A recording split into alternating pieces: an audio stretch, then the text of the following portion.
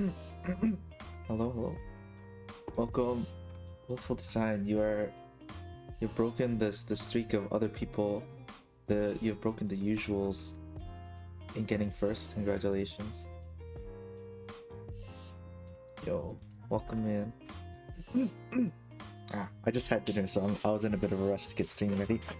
But anyways, today I'm going to start and hopefully finish. I don't know how long the full playthrough is of this game. I should check right now actually.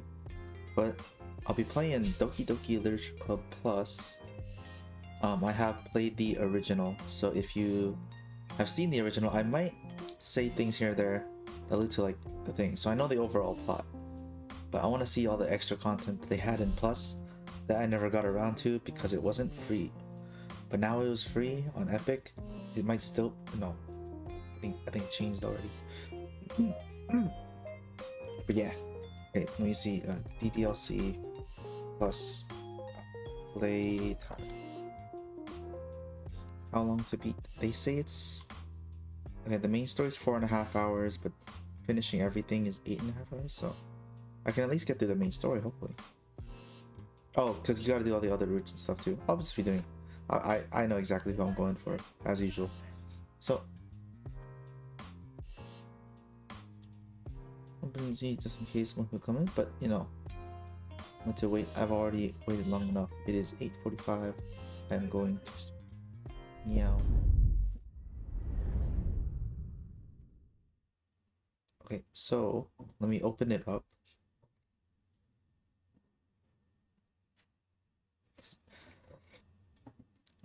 It doesn't show up yet, but it gives a disclaimer: all characters in the game are over the age of 18 because it is. It's like, yes, don't worry, these are all perfectly legal. You can do whatever you want with your dokis. But yes. And if you have no idea what this game is about, well, here is the warning so that there is no hiding it. This game is not suitable for children or those who are easily disturbed. Individuals suffering from anxiety or depression may not have a positive experience playing this game. Well, I'll work around it. It's fine. Would you like to review detailed content warnings which contain spoilers? Alternatively, in-game content warnings can be enabled in the setting menu at any time. I want to see what the detailed content warnings are, but no, I'm fine.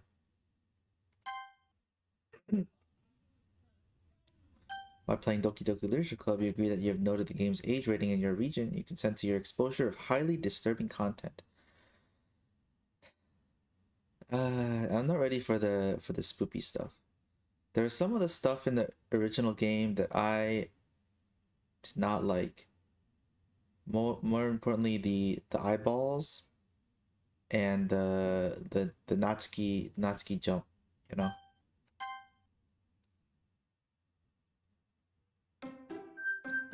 You know that the game's a little loud, so let me lower everything. Doki Doki.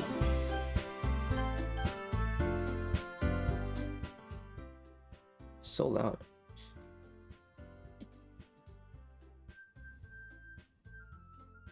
Okay. Right here, welcome in Shu. I haven't started yet, so I'm a little late. Text speed. Enable content warning. Should I enable content warnings?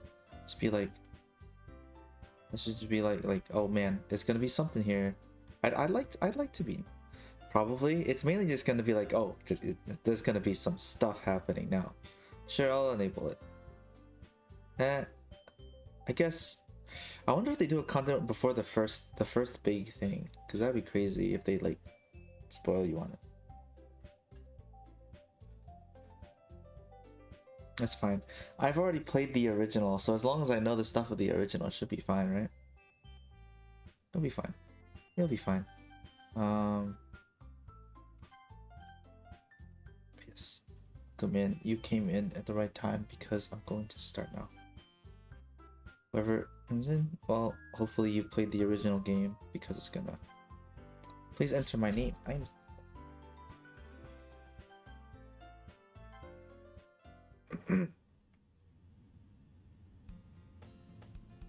Hey! See an annoying girl running towards me from the I'm not gonna do like voice acting, but I'll read it out. Anyways, I see an annoying girl running towards me from the distance, waving her arms in the air like she's totally oblivious to any attention she might draw to herself. That girl is Sayori, my neighbor and good friend since we were children. You know, the kind of friend you'd never see yourself making today, but it just kind of works out because you've known each other for so long. We used to walk to school together on days like this. Starting around high school, she would oversleep more and more frequently. I get tired of waiting up. But if she's going to chase after me like this, I almost feel better off running away. However, I just sigh and idle in front of the crosswalk and let Sayori catch up to me. I overslept again, but I caught you this time. Maybe, but only because I decided to stop and wait for you. And you say that you're thinking about ignoring me. Look at her. It's not different art from the previous game, right? I don't remember. This means a little. Well, if people stare at you for acting weird, I don't want them to think we're a couple or something. What's wrong with that? Fine. But you did wait for me after all. I guess you don't have it in you to be mean even if you want to. Whatever you say, Sayori. Cross the street together and make our way to school. As we draw near, the streets become increasingly speckled with other students making their daily commute. By the way, Zlotl, have you decided on a club to join yet? A club? I told you already, I'm not interested in joining any clubs. I haven't been looking either. That's not true. You told me you would join a club this year. Did I? I'm sure it's possible that I did, in one of our many conversations where I dismissively go along with whatever she's going on about. Sayori likes to worry a little too much about me, and I'm perfectly content just getting by on the average while spending my free time on games and anime. They really wrote it just like me for it. Uh-huh. I was talking about how I'm worried you won't be able to learn how to socialize or have any skills before college. Ouch. I think that you didn't stomach that. Give me a sec.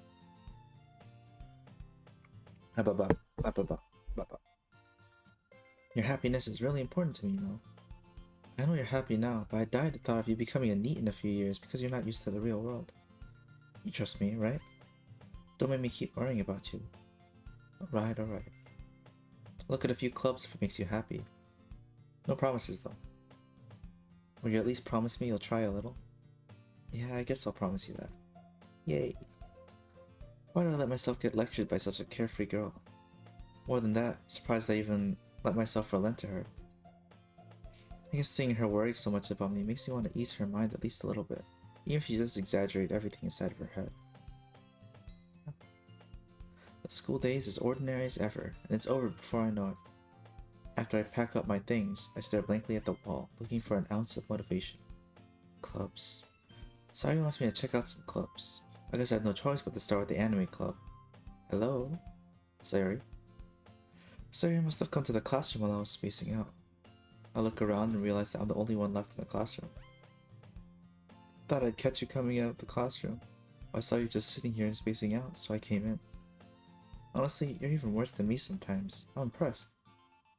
You don't need to keep waiting out for me if it's gonna make you late to your own club. Well, I thought you might need some encouragement, so I thought, she's blushing. Know what? Well, that you could come to my club. Sayori. Yeah? There is no way I'm going to your club. Meanie. Sayori is vice president of the literature club. Not that I was ever aware that she had any interest in literature. In fact, I'm 99% sure she only did it because she thought it would be fun to help start a new club. Since she was the first one to show interest after the one who proposed the club, she inherited the title of vice president. That said, my interest in literature is guaranteed to be even less. Yeah, I'm going to the anime club. Come on, please. Why do you care so much anyway? Well, I kinda told the club yesterday I'd bring in a new member. And Natsuki made cupcakes and everything. Don't make promises you can't keep. Can't tell if Sayori is really that much of an airhead or if she's so cunning as to have planned all this out. I let out a long sigh. Fine, I'll stop by for a cupcake, okay? Yay, let's go. And thus today marks the day I sold my soul for a cupcake. I dejectedly followed Sayori across the school and upstairs, a section of the school I rarely visit. Sayori, full of energy, swings open the classroom door. Everyone, the new member is here. I told you, don't call me a new member. I glanced around the room. Welcome to the Literature Club. It's a pleasure meeting you. Sayori says nice things about you. Seriously? You brought a boy? Way to kill the atmosphere. Ah, Zolotl, what a nice surprise. Welcome to the club.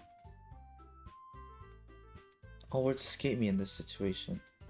This club is full of incredibly cute girls. What are you looking at? You want to say something, say it. Sorry. Natsuki. The girl with a sour attitude, whose name is apparently Natsuki, is one I don't recognize. Her small figure makes her look like a first-year student. She's also the one who made cupcakes, according to Sayori. You just ignore her when she gets moody. Sayori says that quietly into my ear, then turns back towards the other girls. Anyway, this is Natsuki, always full of energy. And this is Yuri, the smartest in the club. Don't say things like that. Yuri, who appears comparably more mature and timid, seems to have a hard time keeping up with people like Sayori and Natsuki. Ah, well, it's nice to meet both of you. And it sounds like you already know Monika, is that right? That's right. It's great to see you again, Zolotl. Monika smiles sweetly. We do know each other. Well, we rarely talk, but we were in the same class last year. Monika is probably the most popular girl in class. Smart, beautiful, athletic. Basically, completely out of my league. So having her smile at me so genuinely feels a little... You too, Monika. Come sit down, Zolotl. We made room for you at the table, so you can sit next to me or Monika. I'll get the cupcakes. Hey, I made them, I'll get them. Sorry, I get a little too excited. Then, how about I make some tea as well? The girls have a few desks arranged to form a table. As Sayori mentioned, it's been widened so there's one space next to Monika and one space next to Sayori. Natsuki and Yuri walk over to the corner of the room, where Natsuki grabs a wrap tray and Yuri opens a closet. Still feeling awkward, I take a seat next to Sayori. Natsuki proudly marches back to the table, tray in hand. Okay, are you ready? Ta-da! Whoa! Natsuki lifts the foil off the tray to reveal a dozen white, fluffy cupcakes. Cupcakes decorated to look like little cats. The whiskers are drawn with icing, and little pieces of chocolate were used to make ears. So cute! I had no idea you were so good at baking, Natsuki. Well, you know. Just hurry and take one. Sayori grabs one first, then Monika. I follow. It's delicious. Sayori talks with her mouth full, and has already managed to get icing on her face. Turn the cupcake around in my fingers, looking for the best angle to take a bite. Natsuki's quiet. I can't help but notice her sneaking glances at my direction. Is she waiting for me to take the bite? I finally bite down. The icing is sweet, full of flavor. I wonder if she made it herself. This is really good. Thank you, Natsuki. Why are you thanking me? It's not like haven't I heard this somewhere before? Made them for you or anything. I thought you technically did. Sayori said, well, maybe. But not for, you, dummy. Alright. I gave up on Natsuki's weird logic and dismissed the conversation. Yuri returns to the table, carrying a tea set. She carefully places a teacup in front of each of us before setting down the teapot next to the cupcake tray. You keep a whole tea set in this classroom? Don't worry, the teachers gave us permission. After all, doesn't a hot cup of tea help you enjoy a good book? I guess. Don't let yourself get intimidated. Yuri's just trying to impress you. That's not... Insulted, Yuri looks away. I meant that, I believe you. Well, tea and reading might not be a pastime for me, but at least your tea. I'm glad. Yuri faintly smiles to herself in relief. Monika raises an eyebrow, then smiles at me. So, what made you consider the literature club? I was afraid of this question. Something tells me I shouldn't tell Monika I was practically dragged here by Sayori. Well, I haven't joined any clubs yet, and Sayori seemed really happy here, so... That's okay, don't be embarrassed. We'll make sure you feel right at home, okay? As president of the Literature Club, it is my duty to make the club fun and exciting for everyone. Monika, I'm surprised. How come you decide to start your own club? You'll probably be a board member for any of the major clubs. Weren't you a leader of the debate club last year? Well, to be honest, I can't stand all the politics around the major clubs. Feels like nothing but arguing about the budget and publicity and how to prepare for events. Much rather take something I personally enjoy and make something special out of it. And if it encourages others to get into literature, then I'm fulfilling that dream. Monika really is a great leader. Yuri also nods in agreement. Then I'm surprised there aren't more people in the club yet. Must be hard to start a new club. You can put it that way. Not many people are interested in putting out all the effort to start something brand new. Especially when it's something that doesn't grab your attention, like literature. You have to work hard to convince people you're both fun and worthwhile. But it makes school events like the festival that much more important. I'm confident we can all really grow this club before we graduate. Right, everyone? Yeah. Do our best. You know it. Everyone enthusiastically agrees. Such different girls, all interested in the same goal. Monika must have really worked hard just to find these three. Maybe that's why they're also delighted by the idea of a new member joining. But I still don't really know if I can keep up with their level of enthusiasm about literature. So, Zalato, what kind of things do you like to read? Well, considering how little I've read these past few years, I don't really have a good way of answering that. Manga. That's me though. Webtoons, but I guess you just blanket it all as manga. Anyways, I mutter quietly to myself, half joking. Natsuki's head suddenly perks up. Looks like she wants to say something, but she keeps quiet. Not much of a reader, I guess. Well, that can change. What am I saying? I spoke without thinking after seeing Yuri's sad smile. Anyway, what about you, Yuri? Well, let's see. Yuri traces the rim of her teacup with her finger. My favorites are usually novels that build deep and complex fantasy worlds. The level of creativity and craftsmanship behind them is amazing to me. Telling a good story in such a foreign world is equally impressive. Yuri goes on, clearly passionate about her reading. She seems so reserved and timid since the moment I walked in. It's obvious by the way her eyes light up that she finds comfort in the world of books, not people. But, you know, I like a lot of things. Stories with deep psychological elements usually immerse me as well. Isn't it amazing how a writer can so deliberately take advantage of your own lack of imagination to completely throw you for a loop? I hope you didn't hear that. If you did, ignore it.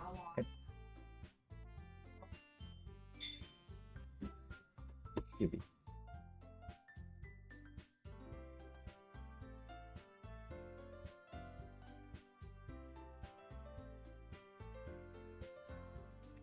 What's Poppy's problem? No, it's not the puppies. Here, my brother's upstairs, they're just talking like we're in the kitchen. Now you'll never ever Wow, forget I me have for the known you rest of for your 8 long life. months, Zelotl scared. Hi, Avik. Thank you for Wow, the I resub. have known you for 8 long months. I need to work on there's multiple things that are carrying the text to speech. Speech to text? Speech text to speech. 2 times? I don't know. I have 2 things that work on the sub, I guess. So I need to figure out one of them and then disable it.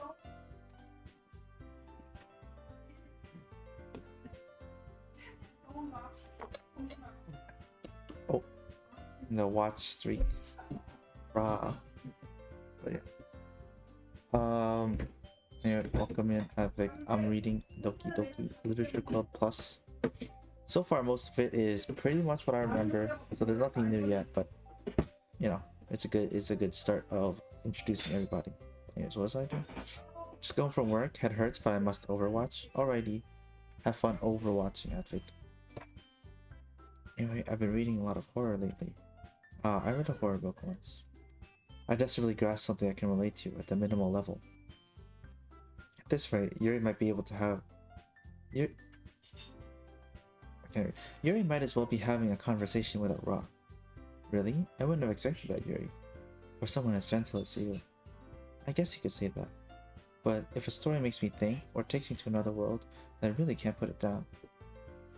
While you're trying to kick me out, I can still listen.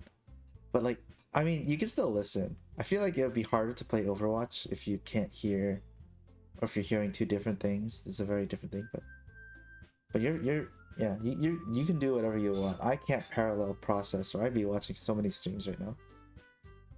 But okay, do whatever you want to do. So you can't really put it down. Surreal horror is often very successful at changing the way you look at the world, if only for a brief moment. Ah, I hate horror. Oh? Why's that? Well, I just... Natsuki's eyes dart over to me for a split second. Never mind. That's right. You usually like to write about cute things, don't you, Natsuki? What? What gives you that idea? You left a piece of scrap paper behind last club meeting. Looked like you were working out a poem called Say You Hate Me, Shu. No, Shu does not hate you. Yeah, look at the ha. She does not hate you. She's just making sure you can do whatever you want to do. If that's Overwatch over Doki Doki, that's fine. But if you want to do both, that's fine too. Look like you're working on a poem called Don't Say It Out Loud. Get that back. Fine, fine. Your cupcakes, your poems, everything you do is just as cute as you are. Sayori sidles up behind Natsuki and puts her hand on her shoulders. I'm not cute. The XD face. XO. Natsuki, you write your own poems? Well, I guess sometimes. Why do you care? I think that's impressive. Why don't you share them sometime? No. Natsuki averts her eyes. You wouldn't like them. Not a very confident writer yet.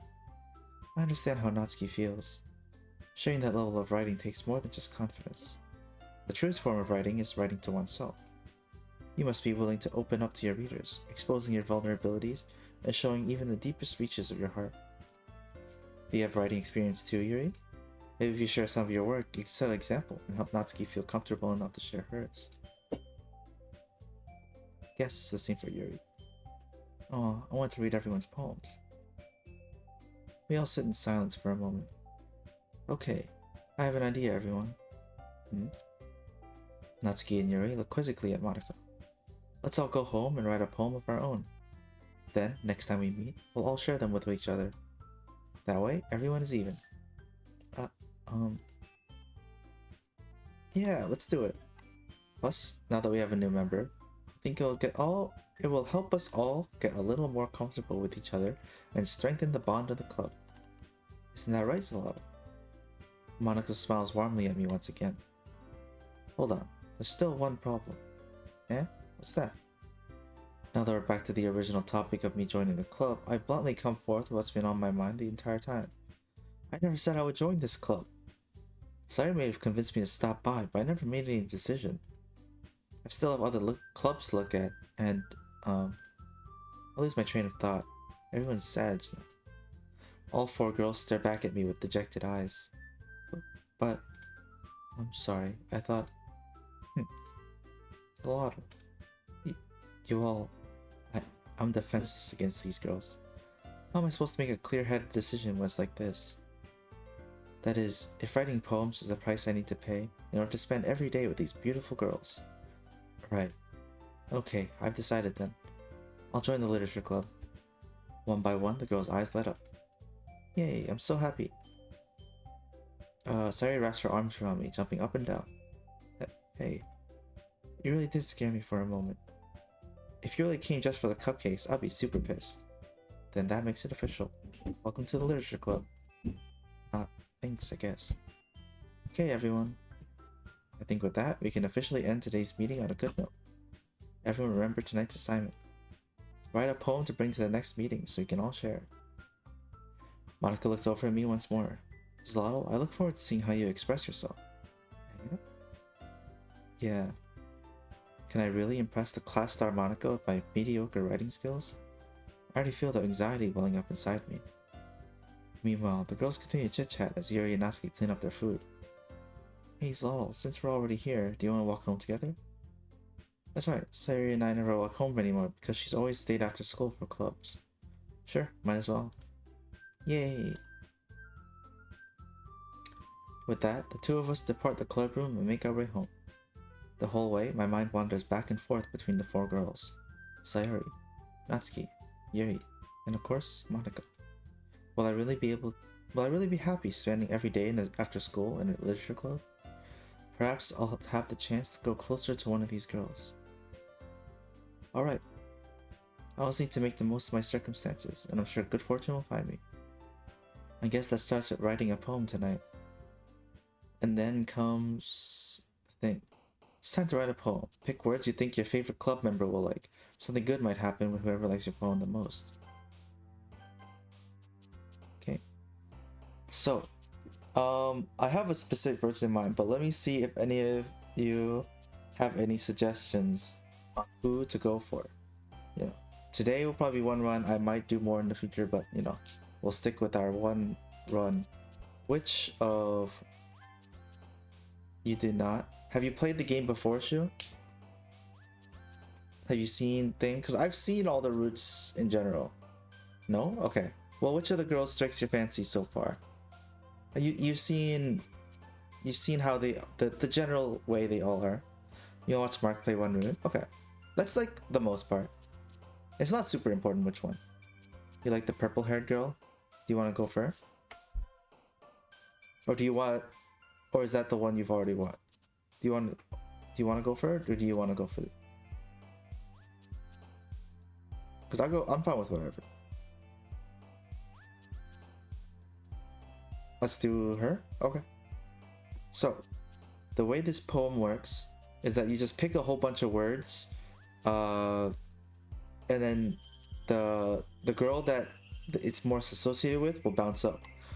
So your poem will more attract a specific girl based on the words you choose. So, you gotta know the girl in order to know which word she likes. So, ambient, after image, determination,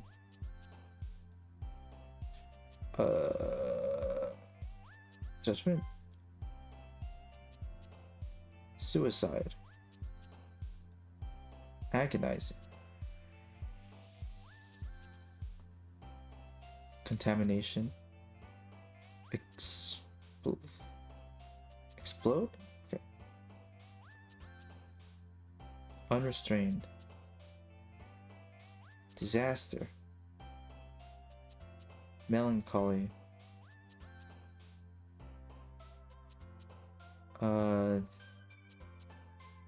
despise, atone. Yeah, she likes horror, and she likes the, what's the word? It's like the things. So she gets the more serious long words. Analysis. Unrecorded. Oh shit, that's Sayuri. Sayuri's unrecorded. Graveyard.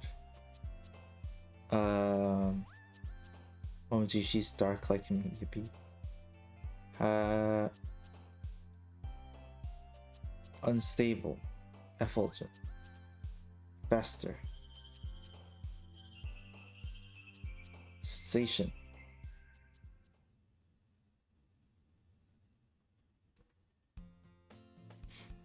Hi, Ginzalotl. Glad to see you didn't run away on us. Ha ha ha. Nah, don't worry. This might be a little strange for me, but I at least keep my word. Well, I'm back at the literature club. I was the last to come in, so everyone else is already hanging out. Thanks for keeping your promise, Lotl. I hope this isn't too overwhelming of a commitment for you. Making you dive headfirst into literature when you're not accustomed to it. Oh, come on, like he deserves any slack. Sorry told me you didn't even want to join any clubs this year. And last year too. Don't even know. I don't know if you plan just to come here and hang out or what. But if you don't take us seriously, then you won't see the end of it. Natsuki, you certainly have a big mouth for someone who keeps her manga collection in the club room. Natsuki finds herself stuck between saying Monica and manga. Manga is literature! So true. Swiftly defeated, Natsuki plops back into her seat. Don't worry, guys. Zalotl always gives it his best as long as he's having fun. Yeah. He helps me with busy work without me even asking. Like cooking, cleaning my room, I'm a house husband. For real. How dependable. Sorry, that's because your room is so messy it's distracting. And you almost set your house on fire once. Is that so? Eh? You two are really good friends, aren't you? Might be a little jealous. How come? You and Zalotl can become good friends too. Sayuri. As usual, Sayori seems oblivious to the weird situation she has put me into. Oh, Yuri even brought you something today, you know? Oh, wait, Sayori. Eh? Me? Not really. Don't be shy. It's really nothing. What is it? Never mind. Sorry, made it sound like a big deal when it's really not. What do I do? Eh? I'm sorry, Yuri. I wasn't thinking. I guess that means it's up to me to rescue the situation. Hey, don't worry about it. First of all, I wasn't expecting anything in the first place. So any nice gesture from you is a pleasant surprise. It'll make me happy no matter what. 오야? 오야? Oh, Kiwi as little? I mean, yeah, it won't make it a big deal if you don't want it to be. Alright. Well, here. Mary reaches into her bag and pulls out a book. I didn't want you to feel left out, so I picked a book that I thought you might enjoy. It's a short read, so it should keep your attention even if you don't usually read. And we could, you know, discuss it if you wanted. This is... How's this girl accidentally being so cute? She even picked out a book she thinks I'll like despite me not reading much. Harry, thank you. I'll definitely read this. I enthusiastically take the book. Phew. Well, you can read it at your own pace. I look forward to hearing what you think. Now that everyone's settled in, I expected Monica to kick off some scheduled activities for the club. But that doesn't seem to be the case. Sayori and Monica are having a cheery conversation in the corner. Yuri's face is already buried in a book. I can't help but notice her intense expression, like she was waiting for this chance. Meanwhile, Natsuki's rummaging around the closet.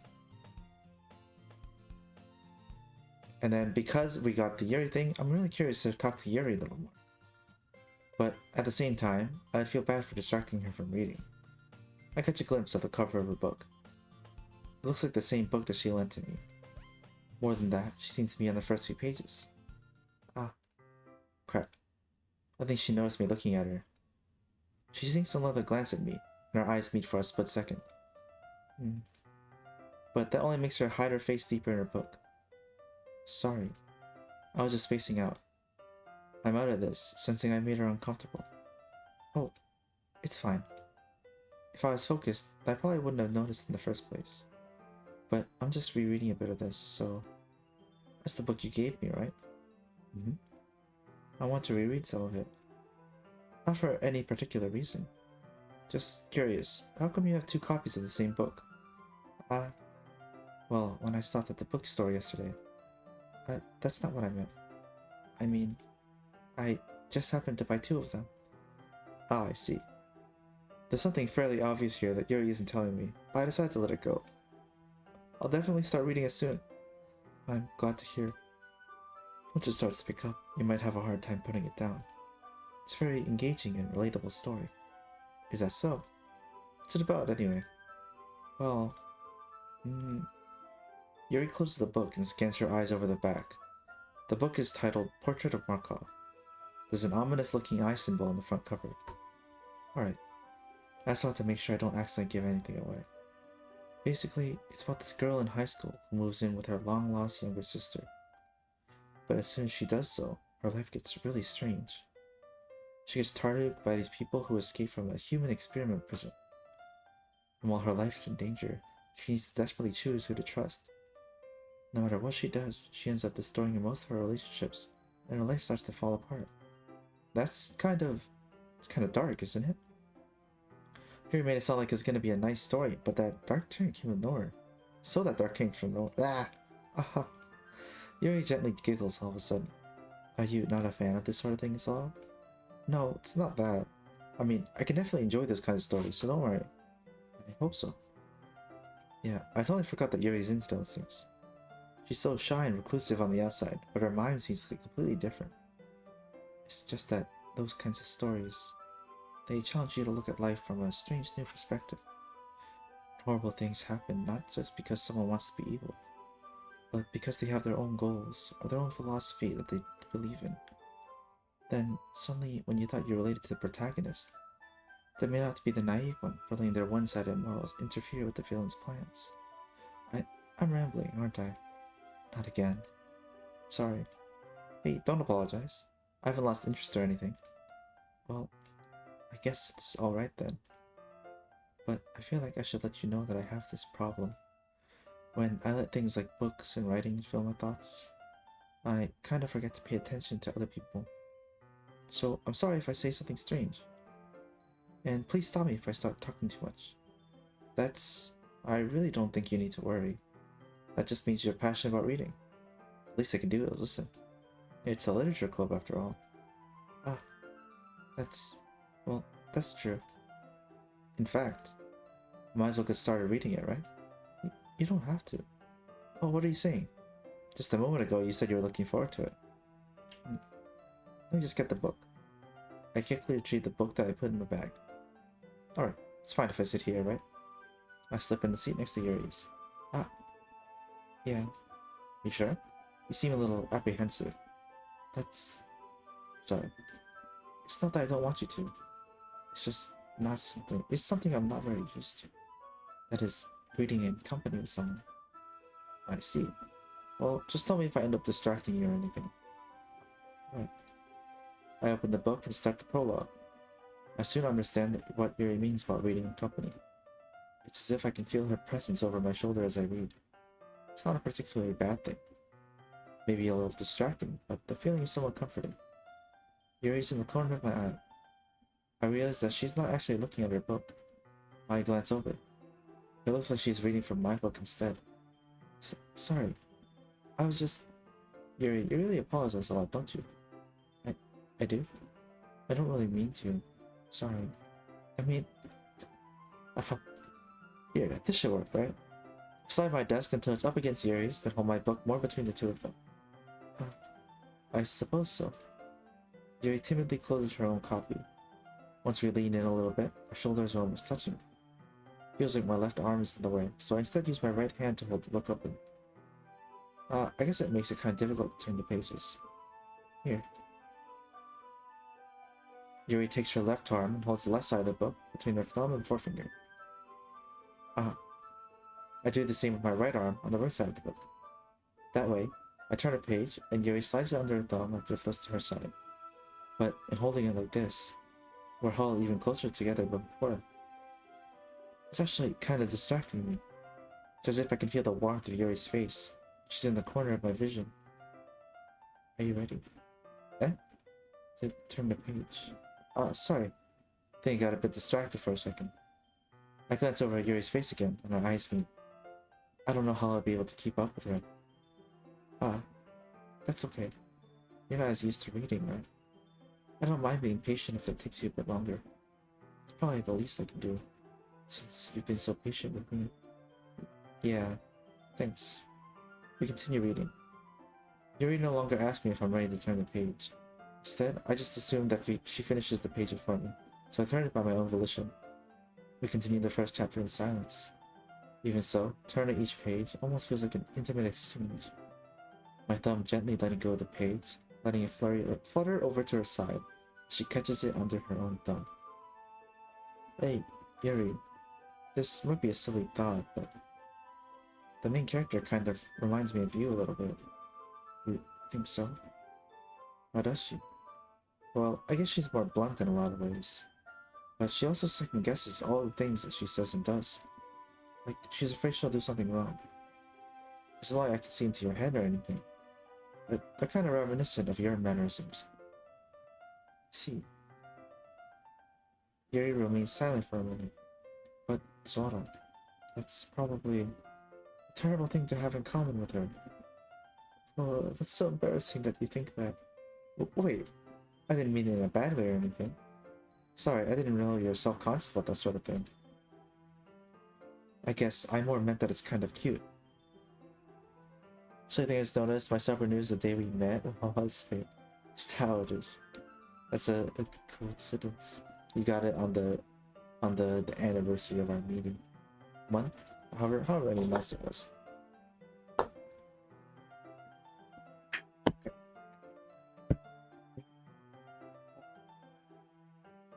Thing all of a sudden. Right. Okay, everyone.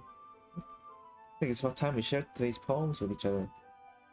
We might not have enough time if we wait too long.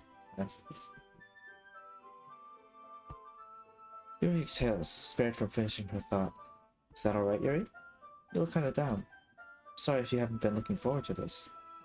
It's not... It's fine. Yuri releases her hand from the book, causing it to close on top of my thumb. Alright. I guess I'll do some more reading tonight. Or would you prefer I only read it with you?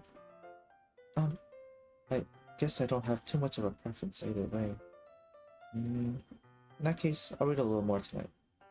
It'll be fun to read with you after it picks up a bit, you know? That's good reasoning.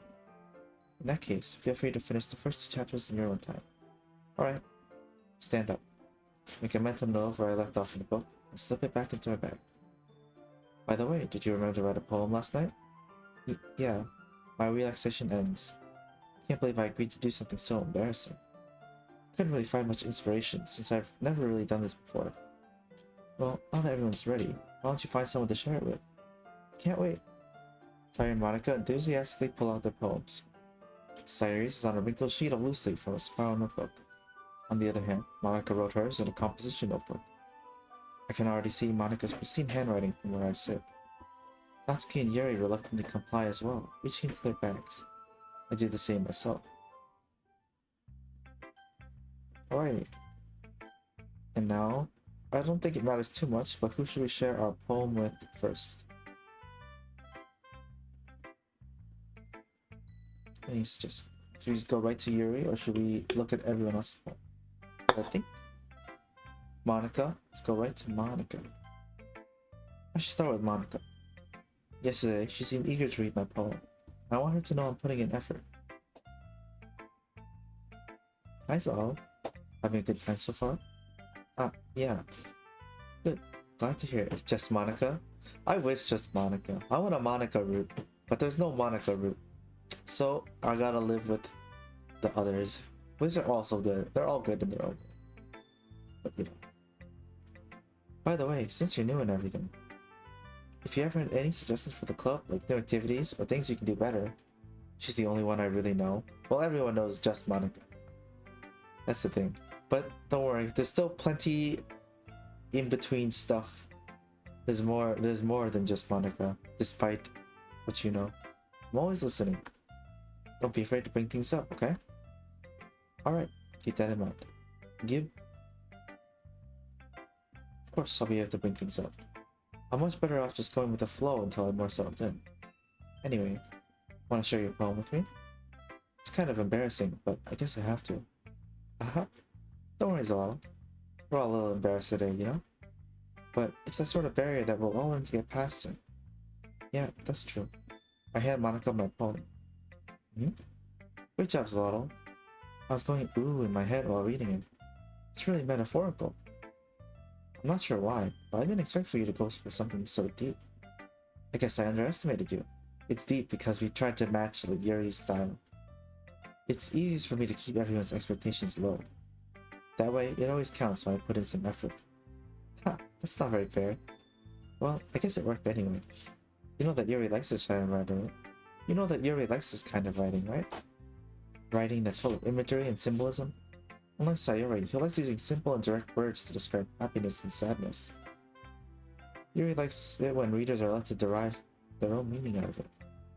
It's very challenging to write like that effectively, both allowing people to get something out of it just by feel, or letting them deeply analyze all the nuances. It takes years of practice, which I'm assuming Yuri has at this point. I never really asked though. I'm sure I'm nowhere near her level yet. Don't worry so much about that. You do your own thing. Just keep exploring and learn to try new things. I'm sure I'll end up trying different things a lot. It take a while before I feel comfortable doing this. That's okay. I love to see you try new things. That's the best way to find the kind of style that suits you. Everyone else just might be a little biased towards their own kind of styles. But I'll always help you find what suits you the most. So don't force yourself to write the way everyone else wants you to write. It's not like you have to worry about impressing them or anything. Sure. Anyway, you want to read my poem now? Don't worry, I'm not very good. You sound pretty confident for someone who claims not to be very good. Well, that's because I have to sound confident. That doesn't mean I always feel that way, you know? I see. Well, let's read it then. Hole in wall. Couldn't have been me. See the direction the spackle protrudes. A noisy neighbor? An angry boyfriend? I'll never know. I wasn't home. I peer inside for a clue. No, I can't see. I reel, blind, like a film left out in the sun. But it's too late. My retinas, already scorched with a permanent copy of the meaningless image. Just a little hole. It wasn't too bright. It was too deep. Stretching forever into everything. A hole of infinite choices. I realize now that I wasn't looking in. I was looking out. And he, on the other side, was looking in. Wonder what. All their poems give a small insight into how they think. So, what do you think? It's very freeform, if that's what you call it. Squeaky? What's squeaky? Sorry, I'm not really the right person to ask for feedback, right? Like or something. It's okay. Yeah, the kind of style's gotten pretty popular nowadays. That is, a lot of poems have been putting emphasis on the timing between words and lines. When performed out loud, it can be really powerful. What was the inspiration behind this one? Well, I'm not sure if I know how to put it. I guess you could say that I had some kind of epiphany recently. It's been influencing my poems a bit. An epiphany. Yeah, something like that. I'm kind of nervous to talk about deep stuff like that, because it's kind of coming on strongly. Maybe after everyone is better friends with each other. Anyway, here's Monika's writing tip of the day. Sometimes when you're writing a poem or a story, your brain gets too fixated on a specific point. You try so hard to make it perfect that you'll never make any progress. Just force yourself to get something down the paper, then tidy up later. Another way to think about it is this. If you keep your pen in the same spot for too long, just get a big dark puddle of ink. Just move your hand and go with the flow. That's my advice for today. Thanks for listening. And that's Monika's tip. And now let's give our poem straight to Yuri, because this is the one that we want to go for anyways. As Yuri reads the poem, I notice her eyes lighten. Exceptional. Yeah? What was that? Did I say that out loud? Yuri first covers her mouth, but ends up covering her whole face. Ooh, it's gonna hate me. You really didn't do anything wrong, Yuri. Yeah? I guess you're right. What am I getting so nervous for? Yuri takes a breath. So, what kind of writing experience do you have?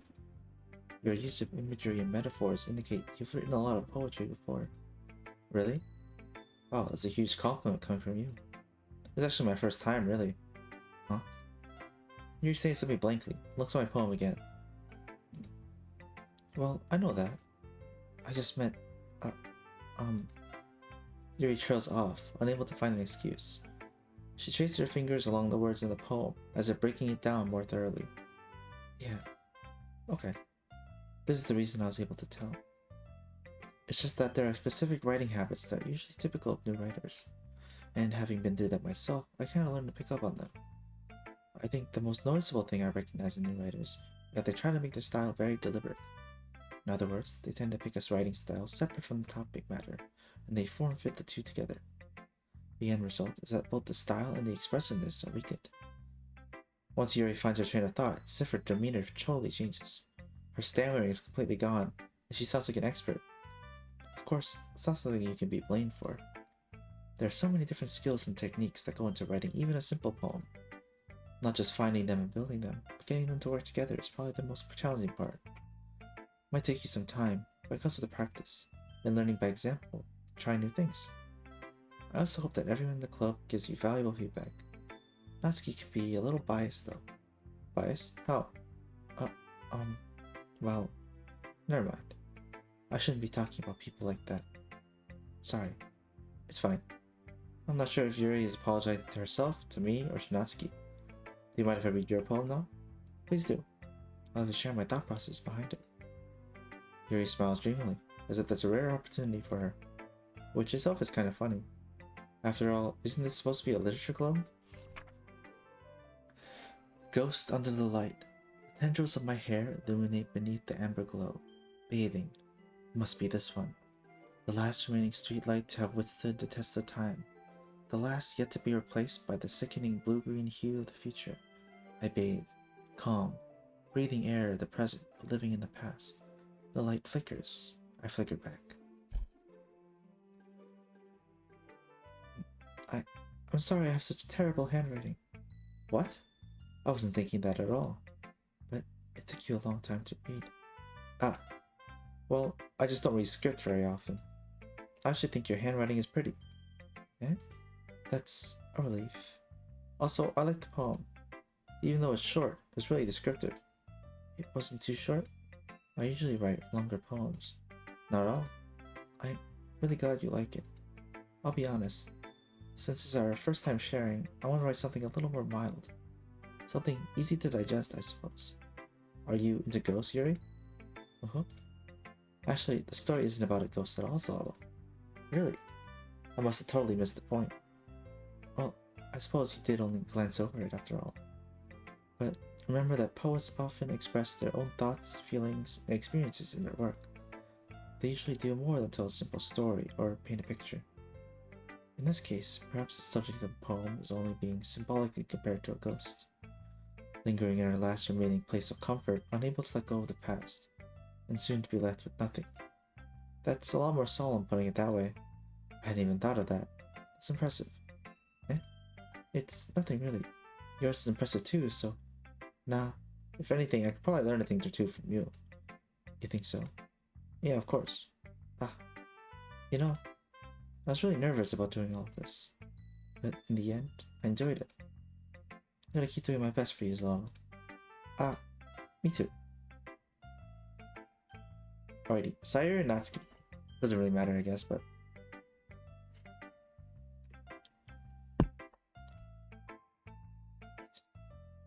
Otherwise... Natsuki? Okay.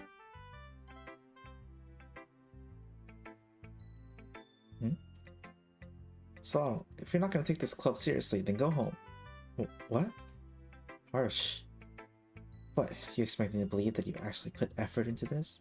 Do you think I'm stupid? I'm not a writer. Maybe it's not very good, but yeah, I did put in effort. We all start somewhere, right? If you're still proud of the first poem you ever wrote, then I'd like to read it. Painful to think about? Fine. Well, sorry. You'll get better anyway. I tell you what to improve, but you're better off just trying again. Fair enough. Well, to each their own, I guess. Anyway, I guess I gotta share mine now. Knowing you, you'd probably think it's stupid. Eagles can fly, monkeys can climb, crickets can leap, horses can race, owls can seek, cheetahs can run, eagles can fly. People can try, but that's about it. I have the music changed for this. Yeah, I told you that you weren't gonna like it. I like it. What? Just be honest. I am. Why are you so convinced that I wouldn't like it? Well, because everyone in high school thinks that writing has to be all sophisticated and stuff, so people don't even take my writing seriously. But isn't the point of poems for people to be able to express themselves? Your writing style wouldn't make your message any less valid. Yes, exactly. I like it when it's easy to read but hits you hard. Like in this poem. Seeing everyone around you do great things can be really disheartening. So I decided to write about it. Yeah, I understand. But the other nice thing about simple writing is that it puts more weight on the wordplay.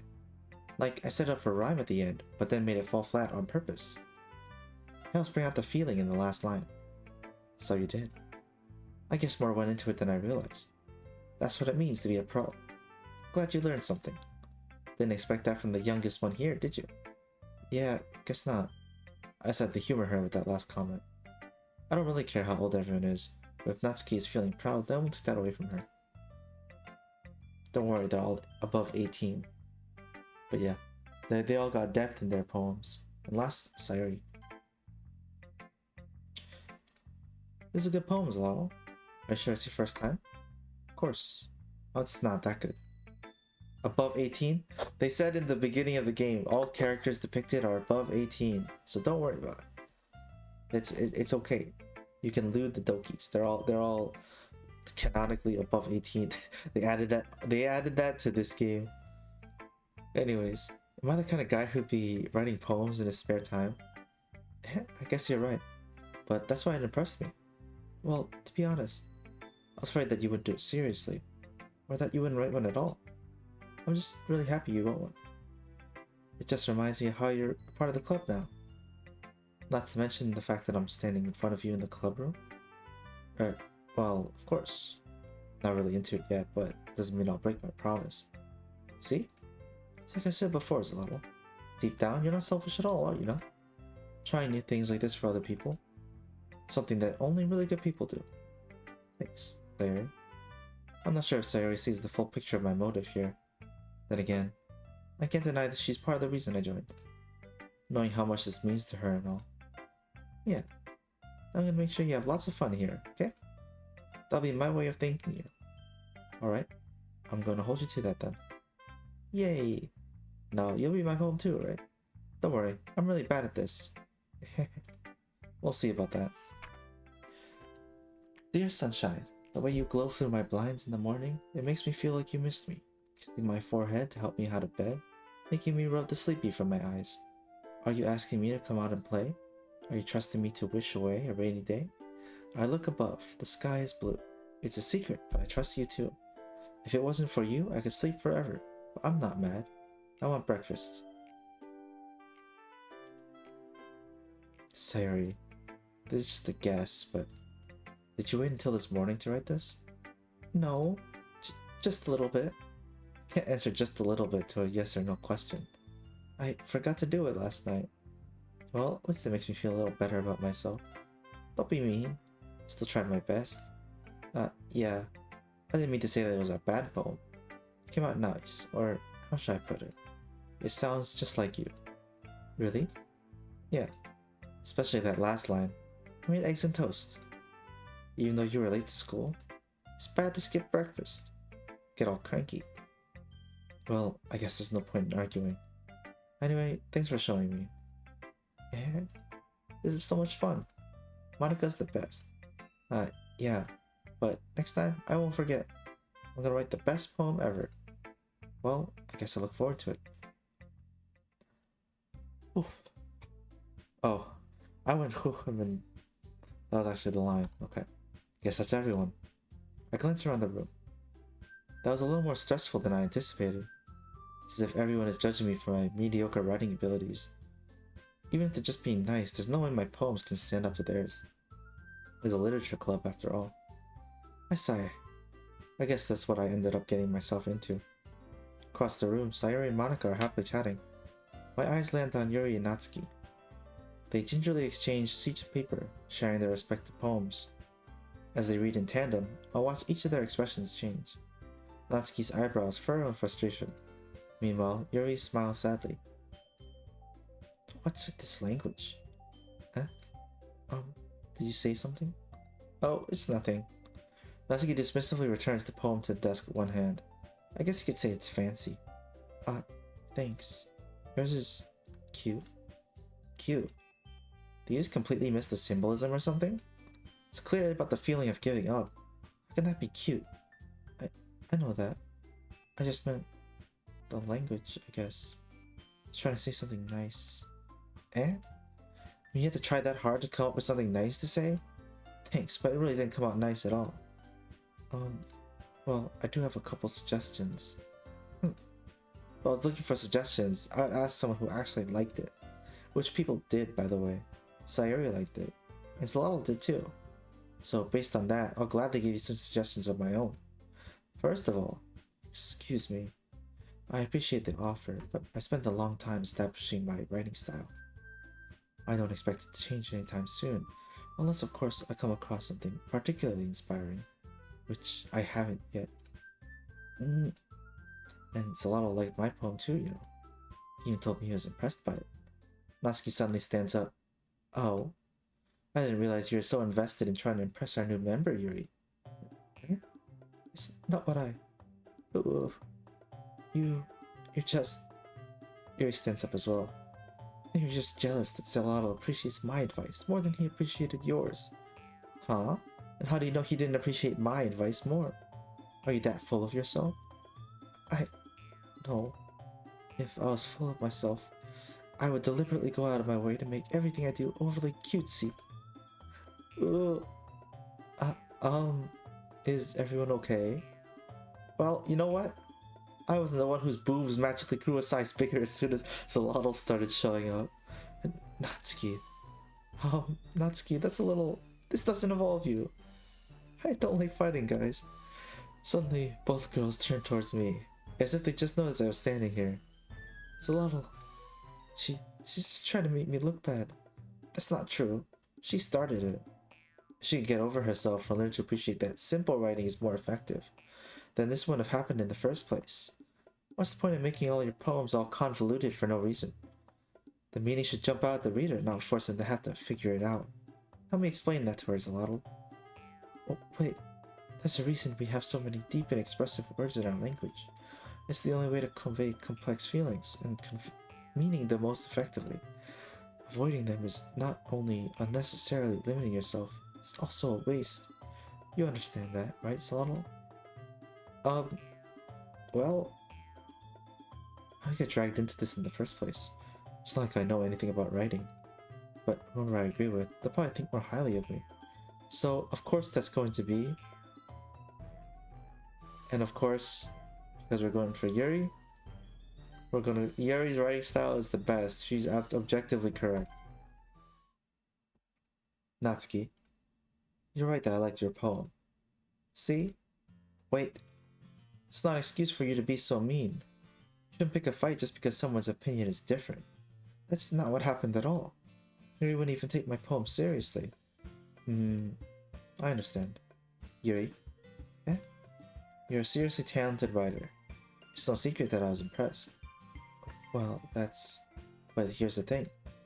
No matter how simple or refined someone's writing style is, they're still putting feelings into it, and it becomes something really personal. That's why Natsuki felt threatened when you said her poem was cute. I see. I didn't notice that Sorry. Ugh. But Natsuki, you took it way too far. Yuri means well, and if you just told her how you felt, this wouldn't have happened in the first place. Are you kidding? That's exactly what I did. It was her that... Natsuki, I think that's enough. You both said some things you didn't mean. Yuri apologized. Don't you think you should too? Natsuki clenches her fist. In the end, nobody's taken her side. She's trapped, at this point being defiant only because she can't handle the pressure. I end up even feeling bad for her. Sometimes when I'm hurt, it helps to take a walk and clear my head. Sorry, she doesn't need to. You know what? I'm gonna do that. You'll spare me from having to look at all your faces right now. Without warning, Natsuki snatches up her own poem from her desk and storms out. On her way out, she crumbles up the poem with her hands and throws it in the trash. Damn. Natsuki, she really didn't need to do that. I look across the room. Yuri has her chin buried in her hands while she stares down at her desk. I gingerly approach her and sit in an adjacent chair. Everything alright? I'm so embarrassed. Can't believe I acted like that. Probably hate me now. No, Yuri! How could anyone not have gotten frustrated after being treated like that? You handled it as well as anyone could. I don't think any less of you. Well, alright, I believe you. Thanks, Zolotl. You're too kind. I'm thankful to have you a part of this club now. It's nothing. One more thing. That one thing Natsuki said about, I would never do anything so shameful. So, What thing did Natsuki say? Well, never mind that. It's about her booba. It's completely real and not padded. I'm gonna make some tea. Good idea. Make enough for more than one person, okay? Yeah. Yeah. Don't believe her lies. Okay, everyone. Just about time for us to leave. How'd you all feel about sharing poems? It was a lot of fun. Well, I say it was worth it. It was alright. Well, mostly. Zal, how about you? Yeah, I'd say the same. It was a neat thing to talk about with everyone. Awesome. In that case, we'll do the same thing tomorrow. And maybe learn something from your friends too. So your poems will turn out even better. I think to myself. I did learn a little more about the kinds of poems everyone likes. With any luck, that means I can at least do a better job impressing those I want to impress. I nod to myself with newfound determination. Slalom, ready to walk home? Sure, let's go. Sayuri beams at me. It truly has been a while since Sayuri and I have spent this much time together. I can't really say I'm not enjoying it either. Sayuri, about what happened earlier. What do you mean? You know, between Yuri and Natsuki. Does that kind of thing happen often? No. It's really the first time I've seen them fight like that. I promise they're both wonderful people. You don't hate them, do you? No, I don't hate them. I just wanted your opinion, that's all. I can see why they'd make good friends with you. Yeah, you know, Zalalo, it's nice that I got to spend time with you in the club. I think seeing you get along with everyone is what makes me the happiest. I think that everyone really likes you too. That's... Every day is gonna be so much fun. Looks like Sayuri still hasn't caught on to the kind of situation I'm in. Sure, being friends with everyone is nice, but does it really need to stop there? Damn, this guy's going for it. He's like, I need. We'll just have to see what the future holds, Sayuri. I can't have just friends. What if one of them goes further? That's his real reason. Anyways, he's me. Pat Sayuri on the shoulder. I said that more to myself than to her. It's easy to use Sayuri as an internal monologue sometimes. Okay. Or that's bad. Okay, whatever. Okay. Yeah, let's do this. Poem day 2. Or night 2, I guess.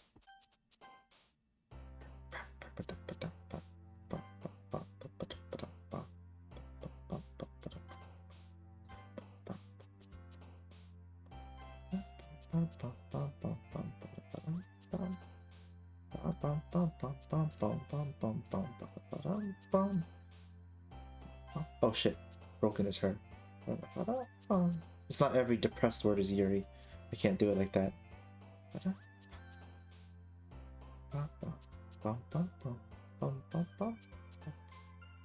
I don't know this one.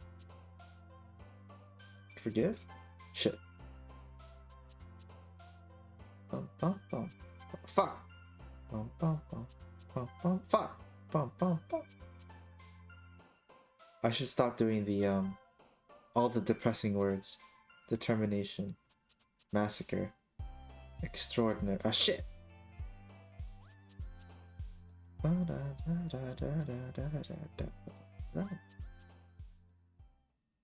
Strawberry? Yeah, that was one of the words. I know who it is though. It's okay. It's fine. It's still mostly Yuri inclined. Hopefully. Another day passes and it's time for the club meeting already. Got a little more comfortable here over the past couple days. Entering the club room, the usual scene greets me. Hi Zoro. Yo Sayuri. Looks like you're in a good mood today. I'm just still not used to you being in the club, that's all. I see. That's a pretty simple thing to get you in a good mood. But I guess it's always the simple things with you anyway. Why are you calling her simple? Speaking of which, I'm kinda hungry. Will you come with me to buy a snack? No thanks. That's not like you at all. I have my reasons. Why don't we take a look at your purse, Sayuri? Why that all of a sudden? No reason really. I just wanted to look at it. Sayuri nervously retrieves her current purse. Is there something wrong with being simple? No, but just the way he's like, yeah, you're into the simple suits. I don't know. Like obviously she didn't seek to buy it. He probably didn't mean anything by it. I was like, not you know, just call people simple, even if they are. Like I'm pretty simple, but whatever. Anyways, she fumbles with the latch and gets it open. Then she turns it upside down and lets its contents spill onto the desk. Only 2 small coins fall out. I knew it. I can see right through you, Sayuri. It's not fair. How'd you even know? It's simple. If you had enough money in the first place, you would have bought a snack before coming to the club room. So you're either not hungry and want an excuse to take a walk, or you plan to conveniently forget that you spent all your money, so I would lend you some. But there's one more thing. You're always hungry. And so, that always leaves the one option. Wah! I give up. Don't make me feel guilty. If you feel guilty, that means you deserve to feel guilty. Yuri suddenly giggles. Eh? Oh, that was me, not Siri. Oops. I didn't notice that she was listening in. Her face is in her book, as always. I wasn't listening or anything. It was just something in my book. Yuri, tell Lala to let me borrow some money. Don't get me involved like that, Sayori. Besides, you should only buy what you can responsibly afford. And frankly, after pulling a mischievous little stunt like that, your suffering is fair enough retribution. Did I just... I didn't mean that. I got too absorbed into my book. Ooh. I really like when you speak your mind, Yuri. Doesn't happen much, but it's a fun side of you. There's no way you could think that. You're right, though. I did something bad, and now I have to accept the revolution. Retribution. That. Still, coming from you, Sayori. I guess there's a little devil inside of all of us, isn't there? Don't let her fool you. Sayori knows exactly what she's doing. After all, she told you guys she was bringing me to a club before she even told me. But you wouldn't have come if it weren't for the cupcakes. So I had to trick Natsuki into making them. Come on, give me more credit than that, sorry. But she's been planning this the whole time. Hi, PP, how are you? Hi, Rennie. I'm doing well. How are you? Are you off work? Oh, it's Tuesday. Is your break day? Oh man. I'm sicky, so I think oh, understandable. It was snowing a lot today too, so I was at home the whole day too. But Nar, I hope you get better. Just rest and relax. Caught me in the middle of Doki Doki Literature Club. Have you played this before, Rennie?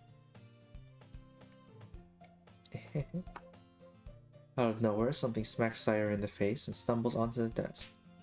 Wow. Yeah. Oh. What was... Eh? A cookie. Sure enough, it's a giant cookie wrapped in plastic. Sayori glances around. Is this a miracle? It's because I paid my restitution. Retribution.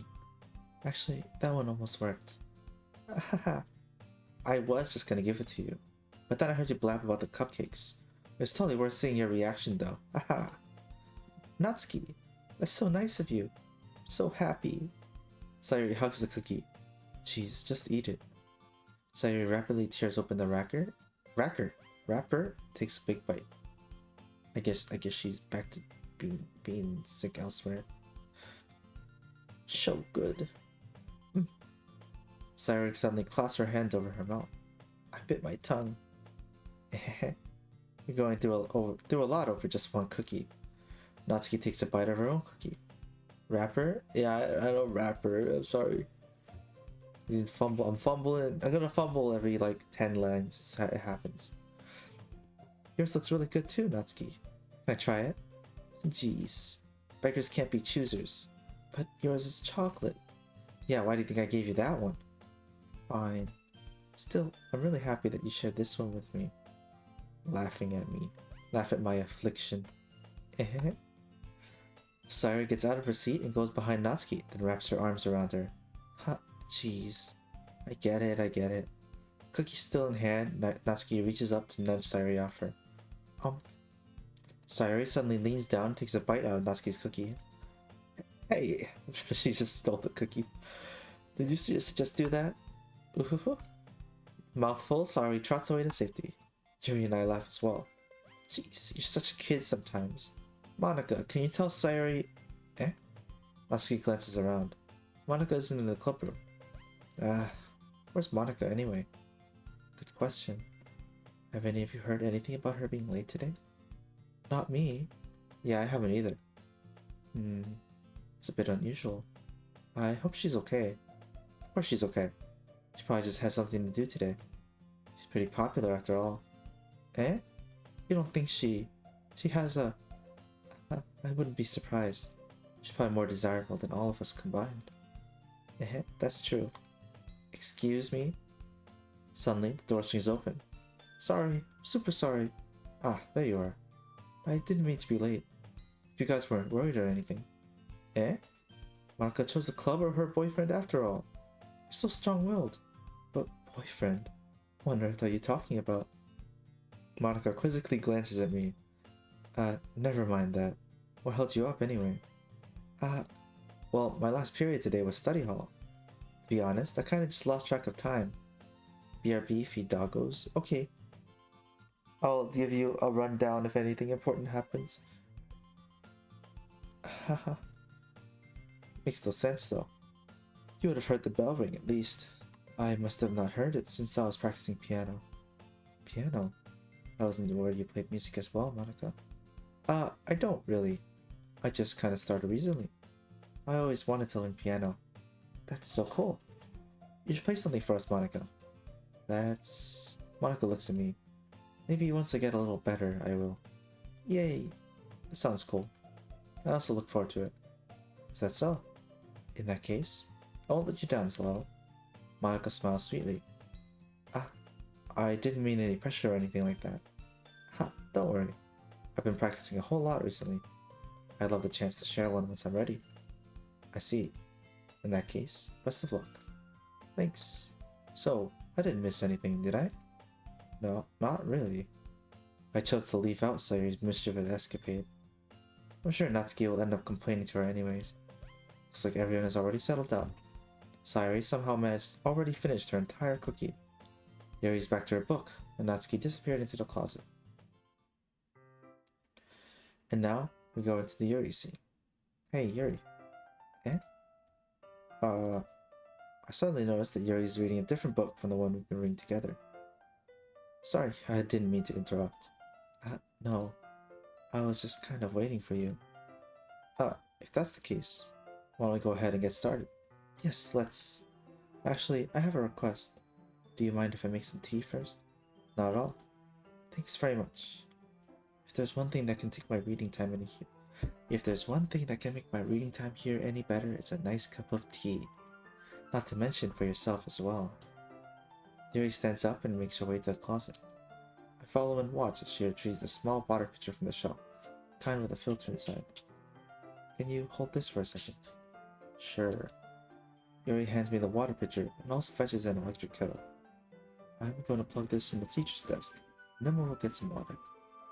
She walks past me and sets the kettle down on the teacher's desk. I simply watch her movements. To my surprise, the way she moves really contrasts with her speaking mannerisms.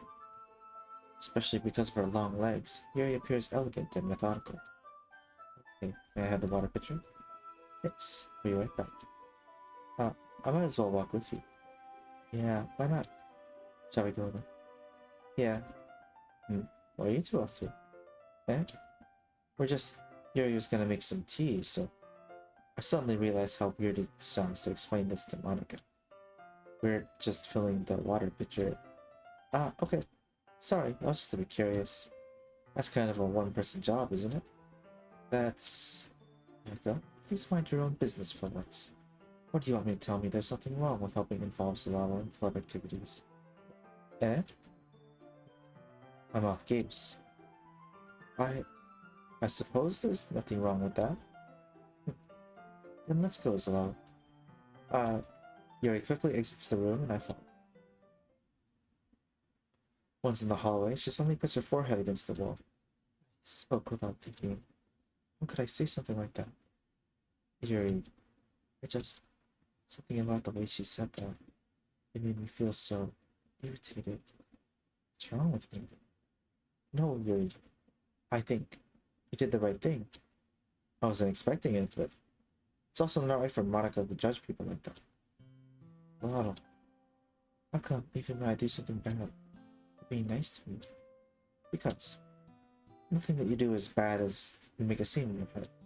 Nobody's perfect. You have emotions. You can't always hide them away. But you always amplify things in your head. Your mind turns a light rain shower into a hurricane. No. Wouldn't you hate me for something as terrible as that? Why would I hate you? I can't hate someone for having emotions. What kind of friend would do that? Friend. Stay. She wants me more. Yuri lifts her head. So hold on. I really like being friends with you. Thanks, Yuri. I like being friends with you two. We are officially friend-zoning each other. I feel kind of awkward saying something like that, but I'm doing my best to help Yuri feel better. Anyway, yeah, shall we go? Yeah. Yuri and I walked to the nearest water fountain. Once we fill up the water pitcher, we return to the classroom. So, do you like oolong tea? Yeah. Anything's fine. Very well. Yuri sets the temperature on the kettle to 200 degrees. Now is the time to get the teapot. You really do this properly, don't you? Of course. Shouldn't do any less when I'm making tea for others.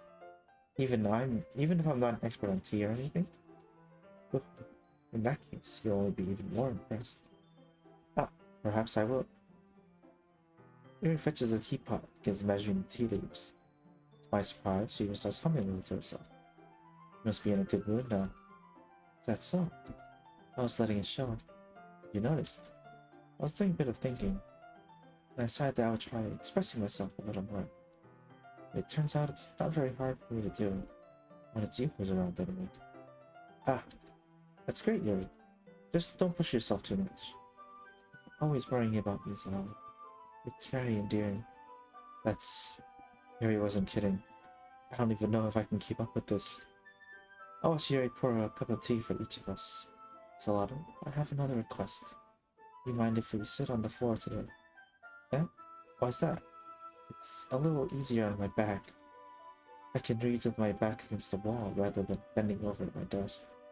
Sorry, I didn't realize. No worries. I just have back pain fairly regularly, so I do my best to manage it. I wonder why. Is that so? I wonder why that is. It's most likely because your posture, right?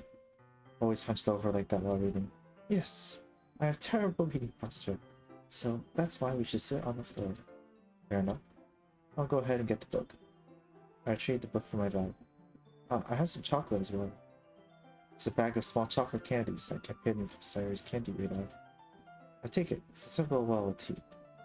Yuri and I have been sit against the wall, teacups at our side. As if in sync, we assume the same reading position as last time, each holding one half of the book. Except this time, bodies are even closer to each other. Let's see today.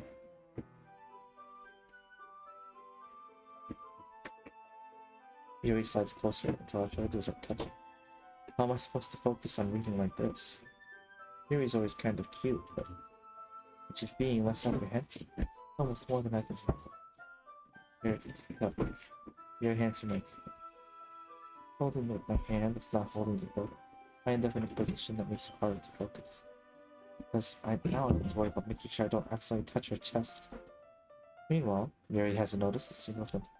She wears her intense reading expression, and I can only presume the world around her has faded away. I use all my willpower to focus on reading.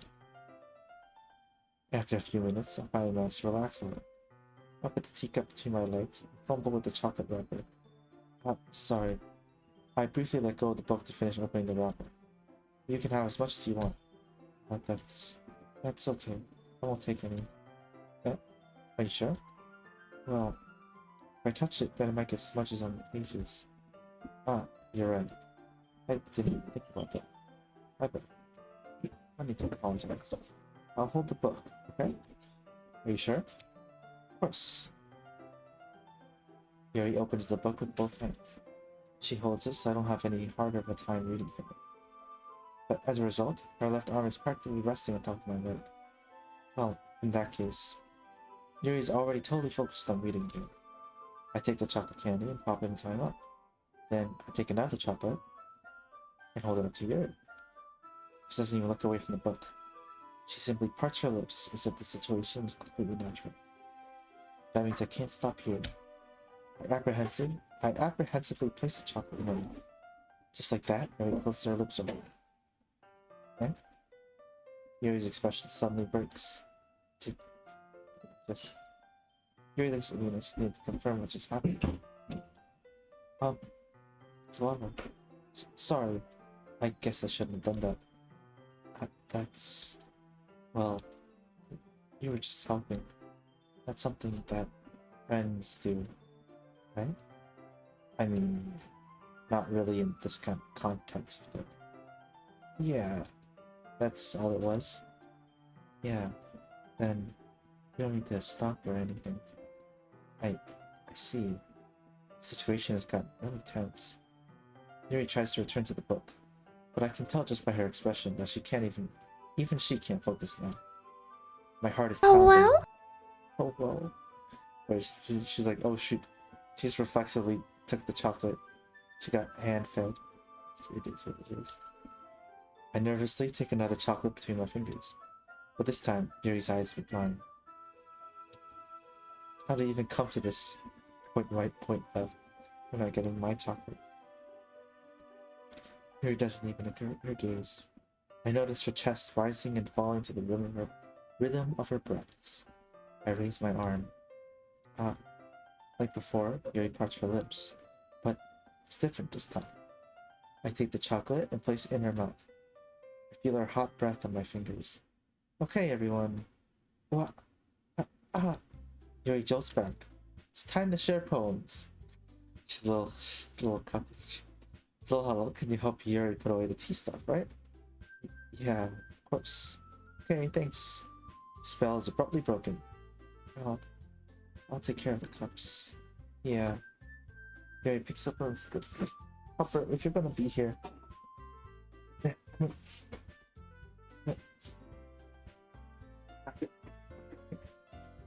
Yuri picks up the teacups from the floor. I pick up the bag of chocolates. In the end, we hastily clean up without so much as a word between us. I get the feeling this is something neither of us will have the courage to bring up. Who should I show my phones first? Should I just do the same order? I could just do that. Let's save here. Let's do Monica. Hi, Gonzalo. How's the writing going? Alright, I guess. I'll take that. As long as it's not going bad. I'm happy that you're applying yourself. Maybe soon you'll come up with a masterpiece. I wouldn't count on that. You never know. Want to share what you wrote for today? Sure. Here you go. I give my poem to Monica. Alright. This one's good. Feels like you're not only getting more comfortable with your style, but the imagery is better than the last one I read. Just wondering, but have you been finding inspiration in Yuri's writing style? I guess so. You can't deny that she's talented. Yeah, totally. I think her poems are the most romantic. That's the best way to describe it. She's like a totally different person when she picks up a pen. I noticed that too. But when she's talking about literature, it's like a light turns on inside her. Sadly, it's hard to get much personal conversation out of her. Trust me, I've tried.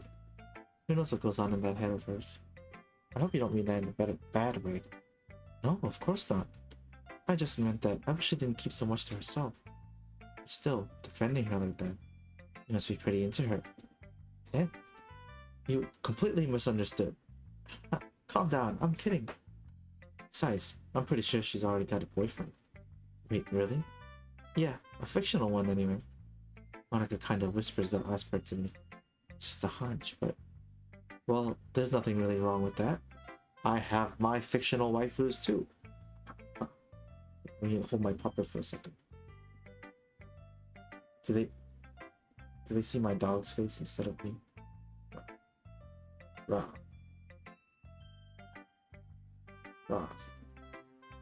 Yeah, he's on my lap right now. Cause I was petting him while he was standing on the floor. I was like, just come here. Thanks. Not really anything else. Buffer, please. Where'd he go? Baby. Oh, well, I know. I was just saying. But anyway, you want to read my poem now? I like the way this turned out, so I hope you do too. Alright, let's take a look. Save me. The colors, they won't stop. Bright, beautiful colors. Flashing, expanding, piercing. Red, green, blue. An endless cacophony of meaningless noise. The noise, it won't stop. Violent, creating waveforms. Squeaking, screeching, piercing. Sine, cosine, tangent. Like playing a chalkboard on a turntable. Like playing a vinyl on a pizza crust. An endless poem of meaningless Load me. Load me. I feel like I know that, but I will. It's even more abstract than your last one, huh? I guess it's just the way I write. I'm sorry if you don't like it. No, I never said that. It's just the kind of thing I've never really seen before, I guess. I kind of like playing with my space in the paper. Choosing where and how to space your words can totally change the mood of the poem. It's almost like magic. The way I wrote the lines really short makes it feel like they're trying to speak over the noise. I see. It's still hard for me to tell what it's about, though. Sometimes asking what a poem is about isn't the right question. A poem can be as abstract as a physical expression of a feeling, or a conversation with the reader. So putting it that way, not every poem is about something. Anyway, here's Monika's writing tip of the day. Sometimes you'll find yourself facing a difficult decision. When that happens, don't forget to save your game. You never know when you might change your mind, or when something unexpected may happen. Wait, is this tip even about writing? What am I even talking about? Ahaha. That's my advice for today. Thanks for listening. Make sure to save your game. Who should I show my poem to next? Yuri. Let's see what you've written for today. Yuri stares at the poem with a surprised expression on her face. Do you like it? It's a lot of them. This one might be even better than yesterday's. How did you pick up on this so quickly? Just yesterday I was telling you the kind of techniques we're practicing. Maybe that's why. You did a good job explaining. I really wanted to try giving it more imagery. Yuri visibly swallows. Even her hands appear sweaty. I'm not used to this. Used to what? I don't know. It's fine, take your time. Yuri breathes and collects her thoughts. I know that Yuri likes to think before she speaks, so I offer that patience to her. Yeah, just being appreciated like this, I guess.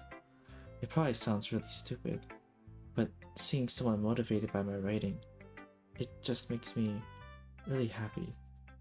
Are you saying you've never shared your writing before? Yuri nods. Really? I don't believe it. I only really write for myself. And besides, people just laugh at me. Do you really think that? Again, Yuri nods. Huh. Even your close friends? Yuri doesn't respond to that. I wonder why. Anyway, do you want to share the poem you wrote today? Yeah, I do. If it's with you. Oh boy. I drink some water.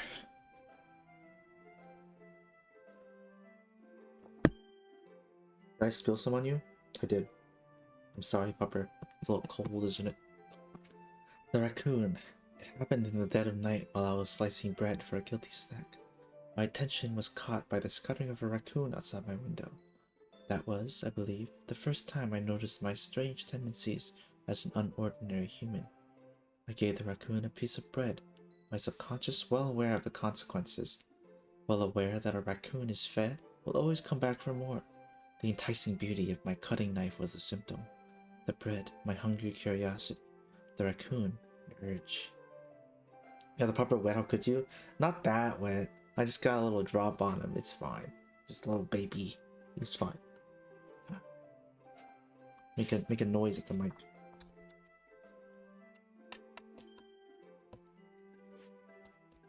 I don't know if you can hear that. I made him slam his hand on the desk. What am I doing? Alright.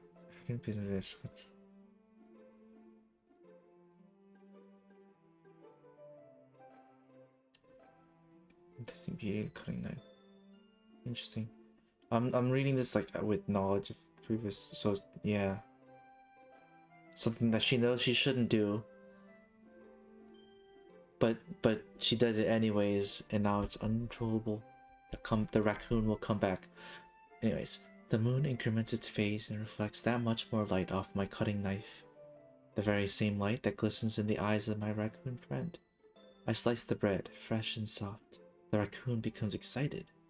Perhaps I'm merely projecting my emotions onto the newly satisfied animal. The raccoon has taken to following me. You could say that we've gotten quite used to each other. The raccoon becomes hungry more and more frequently, so my bread is always handy. Every time I brandish my cutting knife, the raccoon shows me its excitement. A rush of blood. Classic Pavlovian conditioning. I slice the bread. I feed myself again.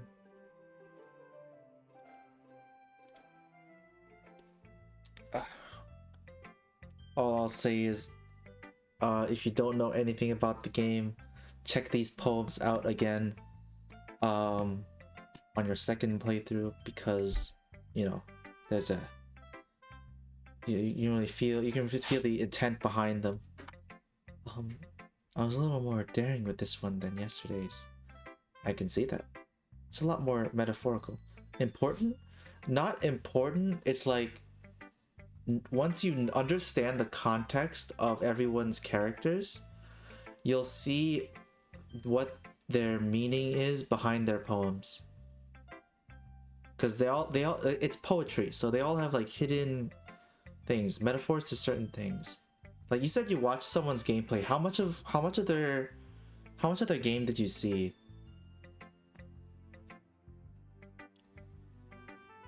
Because yeah, for each of their poems, there's stuff about them that's hidden that we don't know about yet, but we'll find out, or maybe more on their roots more so. But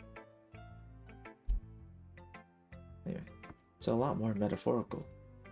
I don't know if it's my fault, but I can't begin to imagine what this poem is about. That's right. It's a bit closer to my preferred writing style, using the poem as a canvas to express vivid imagery and conveying emotions through them. Yeah, if I take it at face value, then I can't even figure out what it's supposed to mean. I only watched, I think, 2 episodes of Markiplier, but that was years ago. How much is 2 episodes of Markiplier? How far did it go? Because, you know, things change. Just so you know, it's not much of a surprise of this game.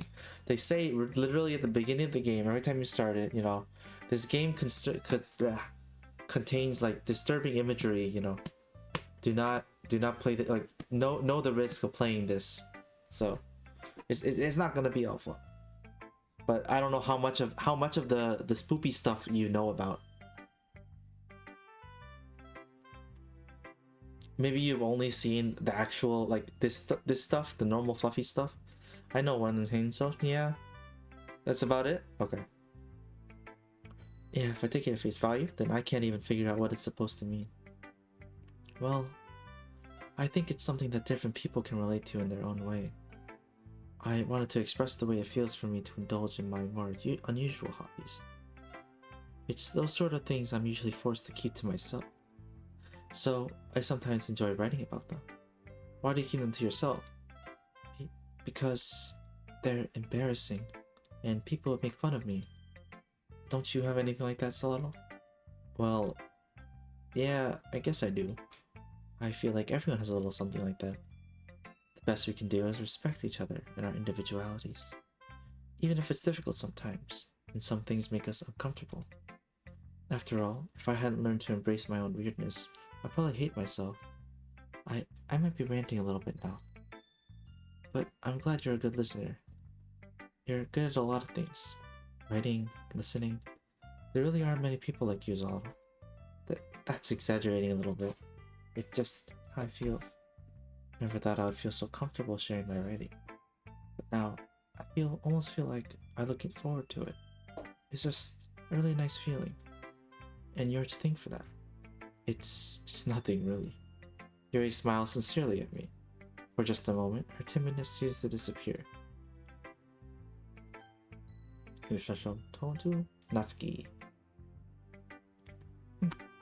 Well, I can admit that's better than the last one. It's nice to see that you're putting in some effort. That's good. But I still don't like this at all. It's trying too hard to be serious. Eh? What do you mean by that? Poems don't need to be all deep sounding to express something. It's just gonna sound like you're forcing it, unless you really don't suck at it. Honestly, don't try to write poems like this until you're on Yuri's level. Natsuki stopped short on all of a sudden. Don't tell me. Huh? You're not just trying to impress Yuri, are you? Oh, what are you talking about? Keep your voice down. You know, Yuri would love this angsty. Just because she's a talented writer doesn't mean. I mean, oh, looks like I'm in trouble. I somehow struck a nerve, though what I did is beyond me. I am so done with you. Natsuki shoves the poem I handed her back over to me. Take your stupid poem. You wrote it for someone else, just don't show it to me. Ouch. This is what I get for letting a younger girl step into my business. Unless I was a mind reader, I was destined to be in a world of pain from the start. At least Natsuki wasn't really the girl I was trying to impress in the first place. And now Natsuki's like, eh. I see, we're going for the Yuri route, aren't you? Yes. Ooh, I like this one's a little. It has some nice feelings in it. Ah, glad. Does this mean it's better than yesterday's? Let me think. I don't know. I guess I like them both. That's not very helpful, you know. Well, I'm not very good at figuring out if poems are good or bad. But that's why I just go by my heart. Makes me feel things that it must be a good poem. Then I'm not sure that's exactly how it works. Then again, I guess conveying feelings is a pretty important part of this whole thing. Yeah, maybe. Honestly, I don't even know what kind of writing you like in the first place. Yeah, me neither. Why don't you at least try giving it some thought? Aw, you want to write something for me? That's so sweet. Yeah, right. But you're always thinking about other people. You can think about yourself every once in a while. If you don't, you might end up getting hurt at some point. Eh? Well, I don't really know what you mean, but I'll try to keep it in mind. Well, whatever. Anyway, let's see. I guess I like happy poems. Wait, sometimes I like sad poems too. Sometimes a little bit of both. There's a word for that, right? It's the word I'm looking for. Bittersweet. Yeah, I like things that are happy, things that are sad. Happy and sad. I can't see you liking something sad, Sayuri. Well, I like happy the most. But sometimes when you have a little rain cloud in your head, a sad poem can help give the rain cloud a little hug. Make a nice happy rainbow. So kind. She's so sweet. Sayuri, that's unexpectedly poetic. Eh? It is? Maybe I'm getting better at expressing my feelings after all. Thanks, Lotto. I should go write that down then. Give me my poem now, okay? Bottles. I pop off my scalp like the little cookie jar. It's the secret place where I keep all my dreams. Little balls of sunshine, all rubbing together like a bundle of kittens. I reach out inside my thumb and forefinger and pluck one out. It's warm and tingly. But there's no time to waste. Put it in a bottle to keep it safe. Put the bottle on the shelf with all the other bottles. Happy thoughts, happy thoughts, happy thoughts in bottles, all in a row. My collection makes me lots of friends. Each bottle is starlight to make amends. Sometimes my friend feels a certain way. Down comes a bottle to save the day. Night after night, more dreams. Friend after friend, more bottles. Deeper and deeper my fingers go, like exploring a dark cave, discovering the secrets hiding in the nooks and crannies. Digging and digging, scraping and scraping. I blow dust off my bottle caps. It doesn't feel like time elapsed. My empty shelf could use some more. My friends look through my locked front door. Finally, all done. I open up, and in come my friends. In they come, in such a hurry. Do they want my bottles that much? I frantically pull them from the shelf, one after the other, holding them out to each and every friend, each and every bottle. But every time I let one go, it shatters against the tile between my feet. Happy thoughts, happy thoughts, happy thoughts in shards all over the floor. They're supposed to be my friends who aren't smiling. They're all shouting, pleading, something. But all I hear is echo, echo, echo, echo, echo inside my head.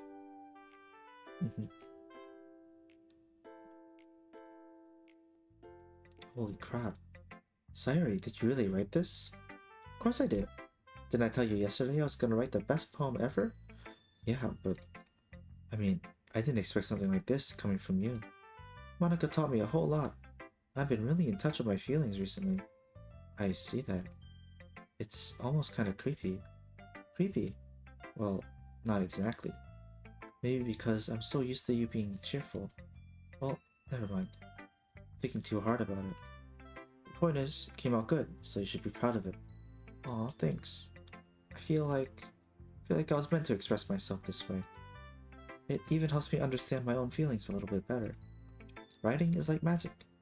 You've gotten pretty passionate about this, huh? We keep it up. Yeah, writing's the best.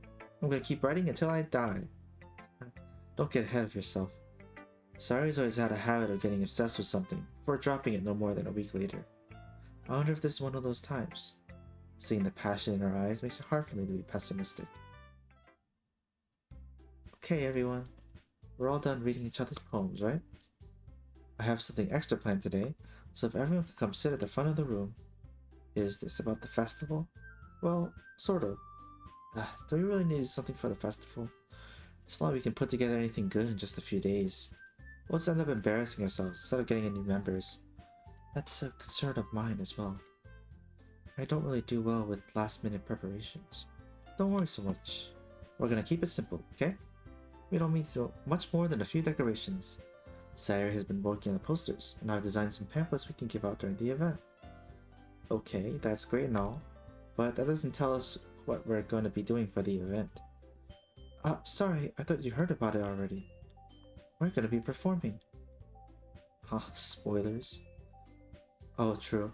I guess, Advic, if you could, I mean, it doesn't matter too much, I guess. I didn't think of, leaving the image behind. You could remove that, I guess. Thank you. Welcome back as well. How are your Overwatch games going? We're gonna be performing. Performing? Monica. Your last sentence, sure. Yeah, we're gonna be having a poetry performance. Each of us are gonna choose a poem to recite during the event. We have not lost? Nice.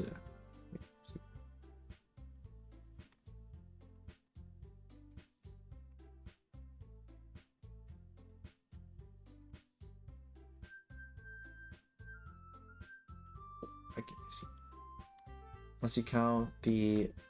We have not lost unless you count the game we lost. I mean... Some might consider it, but, you know, we ignore those. I sorry had her so only listen. That's fine. I mean the... Can I... Wait, let me see. I'll do it since Advic has not. Let me... Where's the...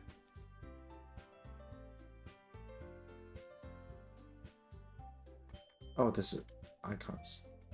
And then I can just... Here. Delete that message. Bam. Just in case. But anyways, we got it. The cool part is, we're also gonna let anyone else come up and recite poems too. Larry's putting in all the posters in case anyone wants to prepare ahead of time. Eh? Sayori, who's been calling a poster, holds it up for us to see. Are you kidding me, Monica? You didn't already start putting those posters up, did you? Eh? Well, I did. Do you really think it's that bad of an idea? Well, no. It's not a bad idea.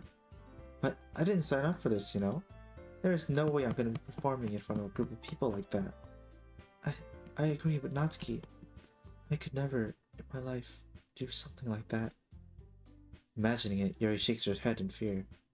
Guys. No, Sayori. I understand where they're coming from. Remember that Natsuki and Yuri have never shared their poems with anyone until just a couple days ago. It's a lot for them. It's a lot to ask for them to recite their poems out loud to a whole room full of people. I guess I kind of overlooked that. So, I'm sorry. But, I still think we should give it our best. We're the only ones responsible for the fate of this club. If we start the event and each put on a good performance, they'll only inspire others to do the same. And the more people who perform, the better we'll be able to show everyone what literature is all about. Yeah, it's about expressing your feelings, being intimate with yourself, finding new horizons, having fun.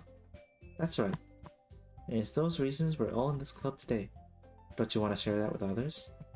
Inspire them to find the same feelings that brought you here in the first place? I know you do. I know we all do. And if all it takes is standing in front of the room for 2 minutes and reciting a poem, then I know you can do it.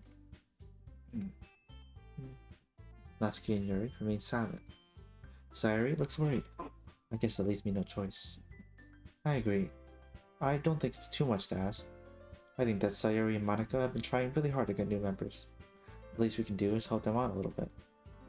Well, maybe, but looks like Natsuki didn't have any arguments left. Okay, fine. I guess I'll just have to get it over with. Alright. Thanks, Natsuki. What about you, Yuri? Yuri dejectedly glances around at everyone else's expectant faces. I guess I don't really have a choice. Huh? That's everyone. You're the best, Yuri. This club is seriously gonna be the death of me.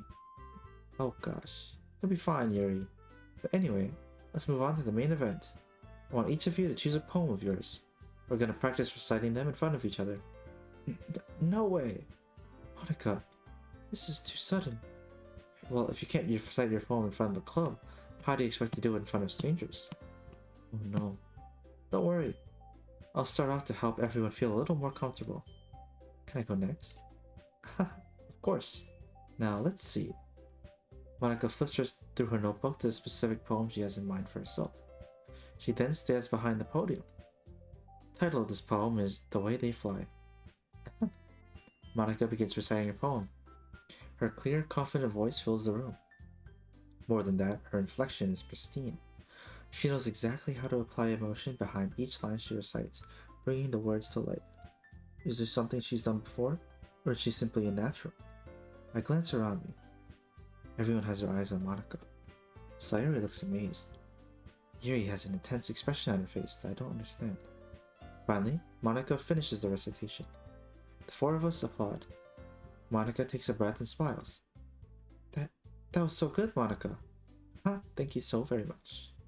I was just hoping to set a good example. I don't remember this scene in the original. Is this finally a new thingy? Are you ready to go next, Sayuri? I'll go next. Wow, Yuri's fired up all of a sudden. Yuri clutches a sheet of paper between her hands and stands up. Keeping her head down, she walks quickly over to the podium. This poem is called... Yuri anxiously glances at each of us. You can do it, Yuri. It's called After Image of a Crimson Eye. Yuri's voice shakes as she starts reading the poem. Just a moment ago, she practically refused to do this. Why is she suddenly putting in so much effort? As Yuri gets past the first couple of lines, her voice changes. It's almost like what happens when Yuri gets absorbed into her books. Her quivering words transform into the sharp syllables of a fierce and confident woman. The poem is full of twists and turns in its structure that she enunciates with perfect timing. This must be a rare glimpse into the whirling fire Yuri keeps concealed inside her head. Suddenly, she's finished. Everyone is stunned. Yuri snaps back into reality and glances around her, as if she bewildered even herself. It's up to me to save the situation. I'm the first to start applauding. Everyone joins me afterwards, and we give Yuri the recognition she deserves. It's not that we don't want to applaud for her, but we are so caught off guard that we must have forgotten. As we applaud, Yuri holds the poem to her chest and rushes back to her seat. Yuri, that was really good. Thank you for sharing. Looks like Yuri's down for the count. Okay, I guess I'm next then. Sayuri hops out of her chair and cheerfully walks to the podium. This one's called My Meadow. Sorry, I giggled. Sayuri, it's a lot harder than I thought. How'd you guys do it so easily? Try not to think of it like you're reciting to other people. Imagine you're reciting it to yourself, like in front of a mirror, or in your own head. It's your poem, so it'll come out the best that way. I see. Okay then. Sayuri begins her poem. Somehow it feels like her soft voice with me is a perfect match. This poem isn't aimlessly cheery like Sayuri is. It's serene and bittersweet. If I were to read this on paper, I probably wouldn't think much of it. Akira, this is not the time to fart. They are reciting their poems. Can't do this to me. Right, puppy? Right, Ari? Do you think? What do you think, Ari? Anyways. If I were to read this on paper, I probably wouldn't think much of it. But hearing it come from Sayuri's voice almost gives it a whole new meaning. Maybe this is what Sayuri meant when she said she likes my poems. It's like I get to reach more deeply into someone I thought I knew through and through. Sayuri finishes, and we applaud. I did it. Good job, Sayuri. Even Zalotto liked it. I guess that's a good sign. What does that even mean? Came out nicely, Sayuri. The atmosphere of the poem fits you really nicely. But it might be that other poems wouldn't work quite as well with that kind of delivery. Eh? I don't really understand. In other words, I've seen poems of yours where that sort of gentle delivery wouldn't work as well. They might need a little more force behind them, depending on what you're reading. Oh, I know what you mean. That's, well, I've been practicing that kind of thing. It's just embarrassing to do in front of everyone. Then, next time, I'm gonna make you pick a poem that challenges you a little more. We don't have much time before the festival, you know? Okay. Now, who's next? Natsuki? Don't make me go before Zalal. It's not like I can compare to you guys anyway. Might as well let Zalal lower everyone's standards a little before I have to do it. Natsuki. It's fine, it's fine. Might as well get it over with. It's not like I have much of a selection of what to read. I'll just go with what I wrote for today.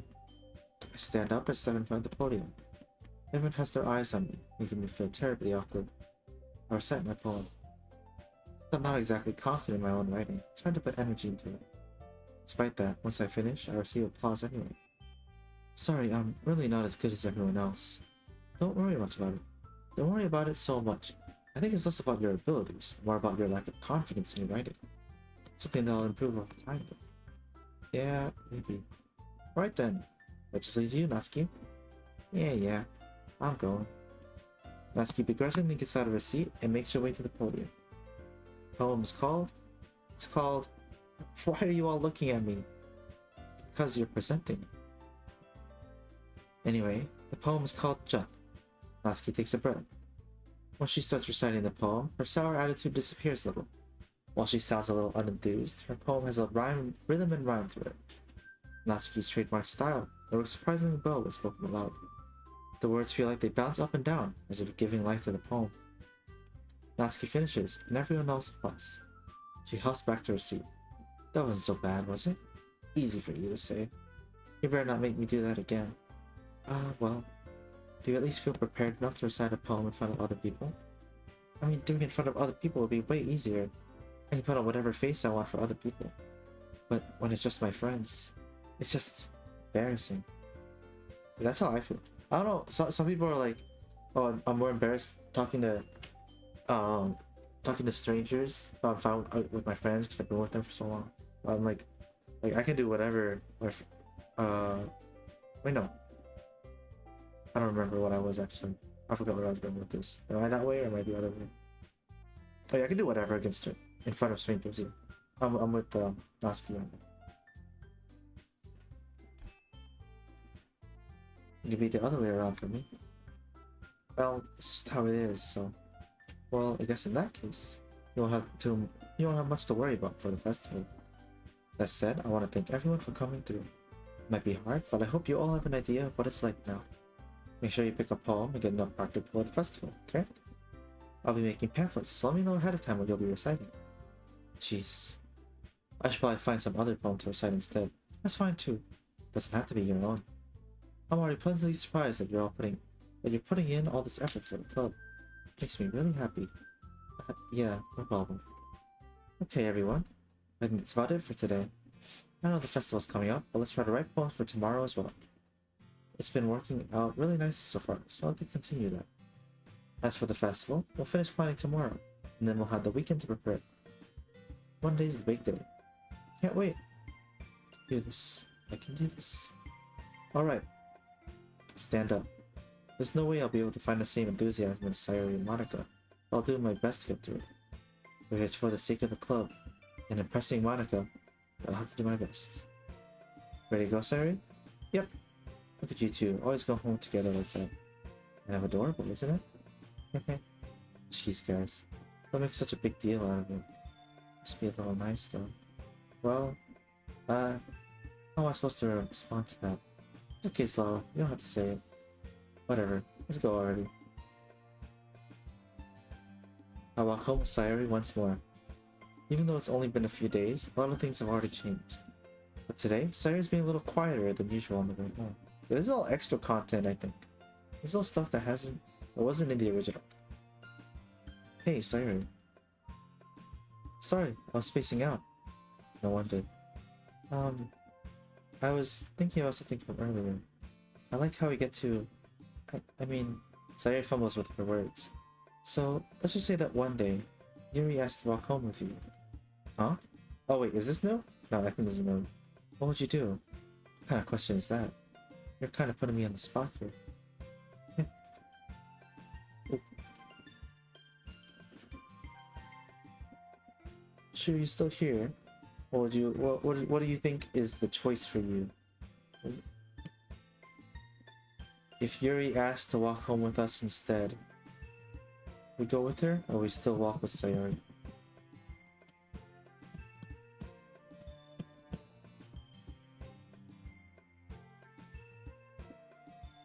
Leave a little bit, and then I'll just answer.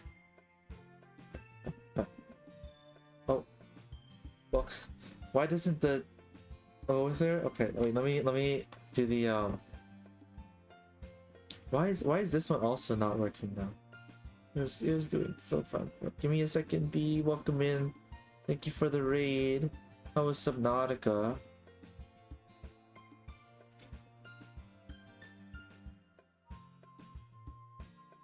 I couldn't watch this one, but here's my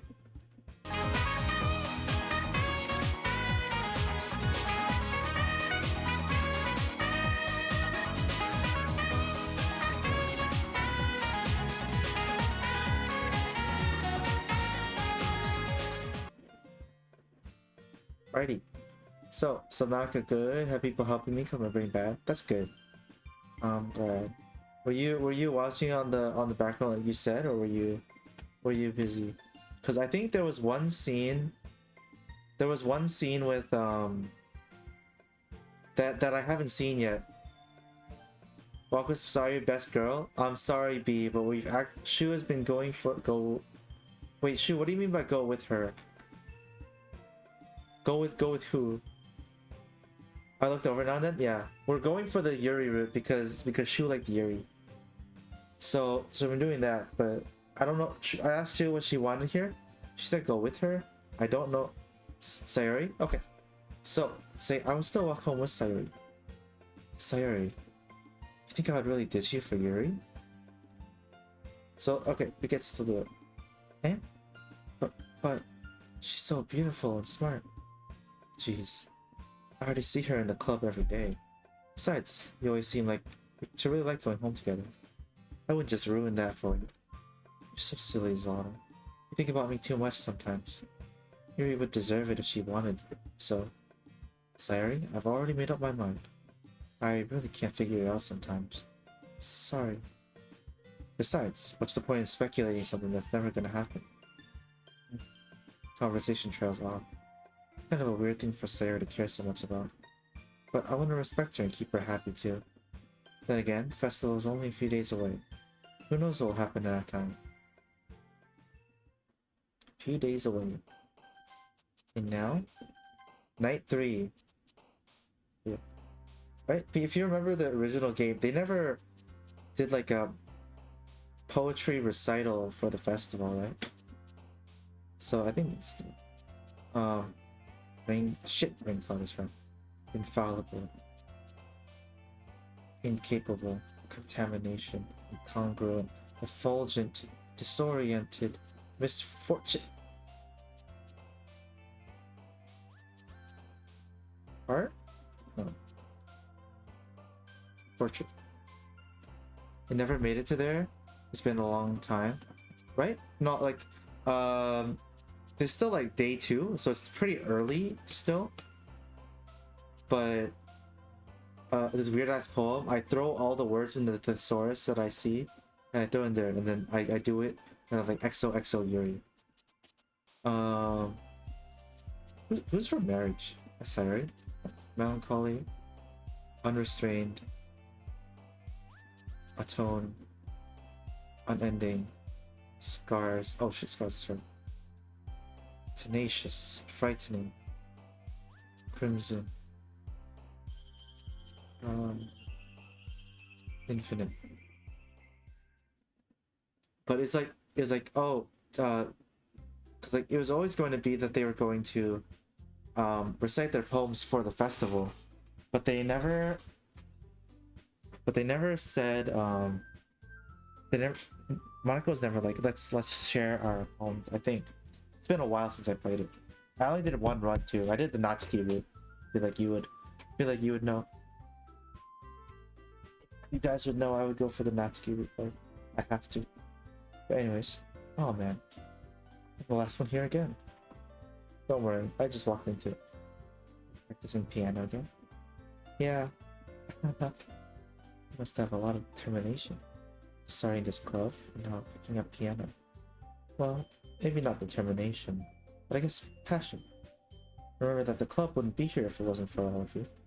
And I'm super happy that you're all willing to help out at the festival too. Can't wait for the festival. It's gonna be great. Eh? Weren't you complaining about it yesterday, Natsuki? Well, yeah. I'm not talking about our part of the festival. But it's a whole day of school where we get to play and eat all kinds of delicious food. You sound a bit like Sayumi all of a sudden. Monica, do they usually have fried squid? Squid? That's a pretty specific thing to look forward to. Oh, come on. Are you saying you don't like squid? You of all people? Eh? I didn't say I didn't like it. Besides, what do you mean you of all people? Squid? Yeah. Monica used to be my favorite. I like Monica. But you know, there's no Monica. Maybe there is one in Plus, but as far as I know, there's Monica. This is why I don't like Monica no Root. Don't like me. She never. She didn't say like I don't. She didn't say she doesn't like it.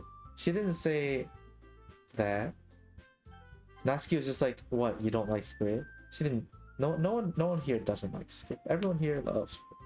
Besides, what do you mean by you of all people? Because it's right in your name, Mon Ika. Eh? It's not how you say my name at all. Also, that joke makes no sense in translation. Huh? Never mind. Let's just focus on our own event for now, okay? Don't like. Fine. Your reactions aren't as fun as Yuri's or Sayori's anyways. Excuse me. Where is Sayori anyway? Oh, there you are. Sayori is sitting at a desk in the corner of the room, looking down at nothing. I'll go over to her. Hey, Sayori. I waved my hand in front of her face. Eh? She's missing out again. Sorry. Don't mind me. You can go talk to everyone else. Is everything alright? Of course. Why wouldn't it be? It just feels like you're a little off. Sorry for assuming things. Jeez, you worry too much about me. I'm fine, see? Sayori shows me a big smile. Don't let me distract you from having fun with everyone. Well, alright. If you say so. I worriedly glanced at Sayori before turning back toward everyone else. I think that's new too. But the conversation is already dispersed with everyone back at their usual activities. Maybe I should ask Monica if she's noticed anything about Sayori recently. Since they've been preparing for the festival, they must be spending a lot of time together. I timidly approached Monica, shuffling through some papers at her desk. So, what's up? Hey, this might sound a little strange, but have you noticed anything up with Sayori recently? Anything up with her? In what way do you mean? Maybe I'm reading into it a little too much, but she seems a little bit downcast today. Oh, you think so? I can't say I've noticed anything about her. Monica peers down across the room at Sayori, who is idly dragging a rubber eraser up and down her desk.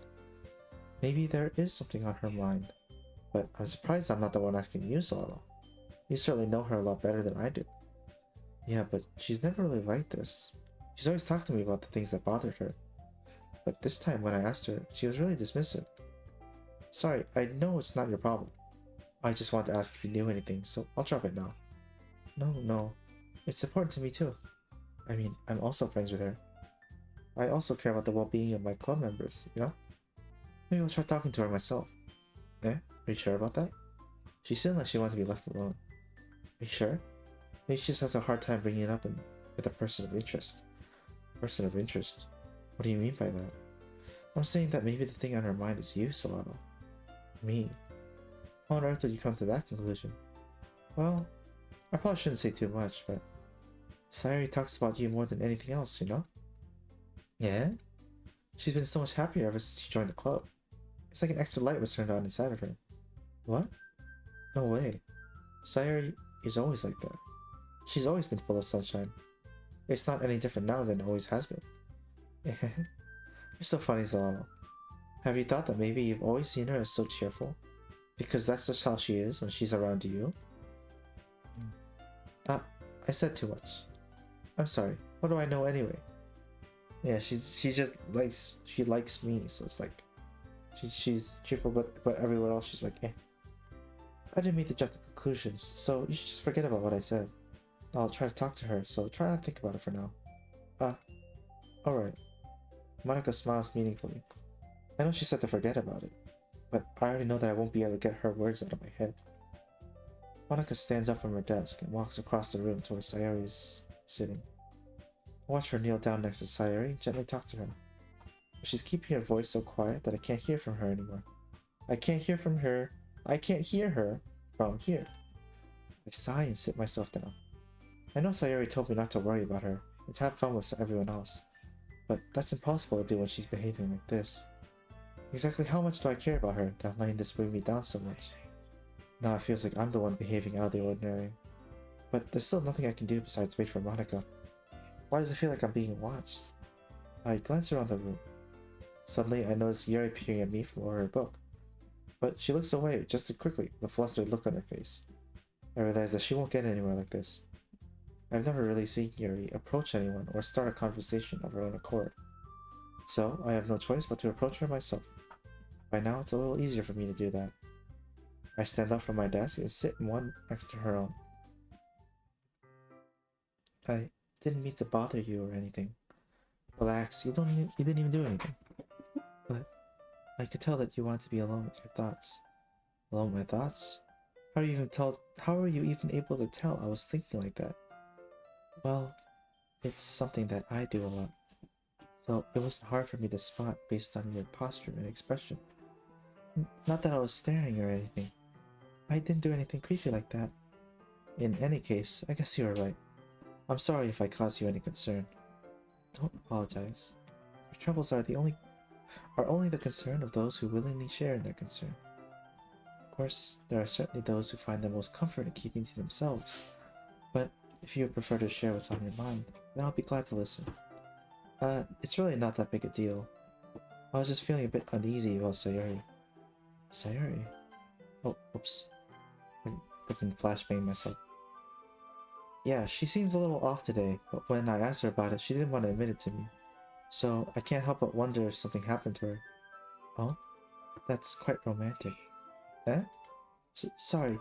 I didn't mean to say something stupid. It's not that. I just didn't want you to misunderstand.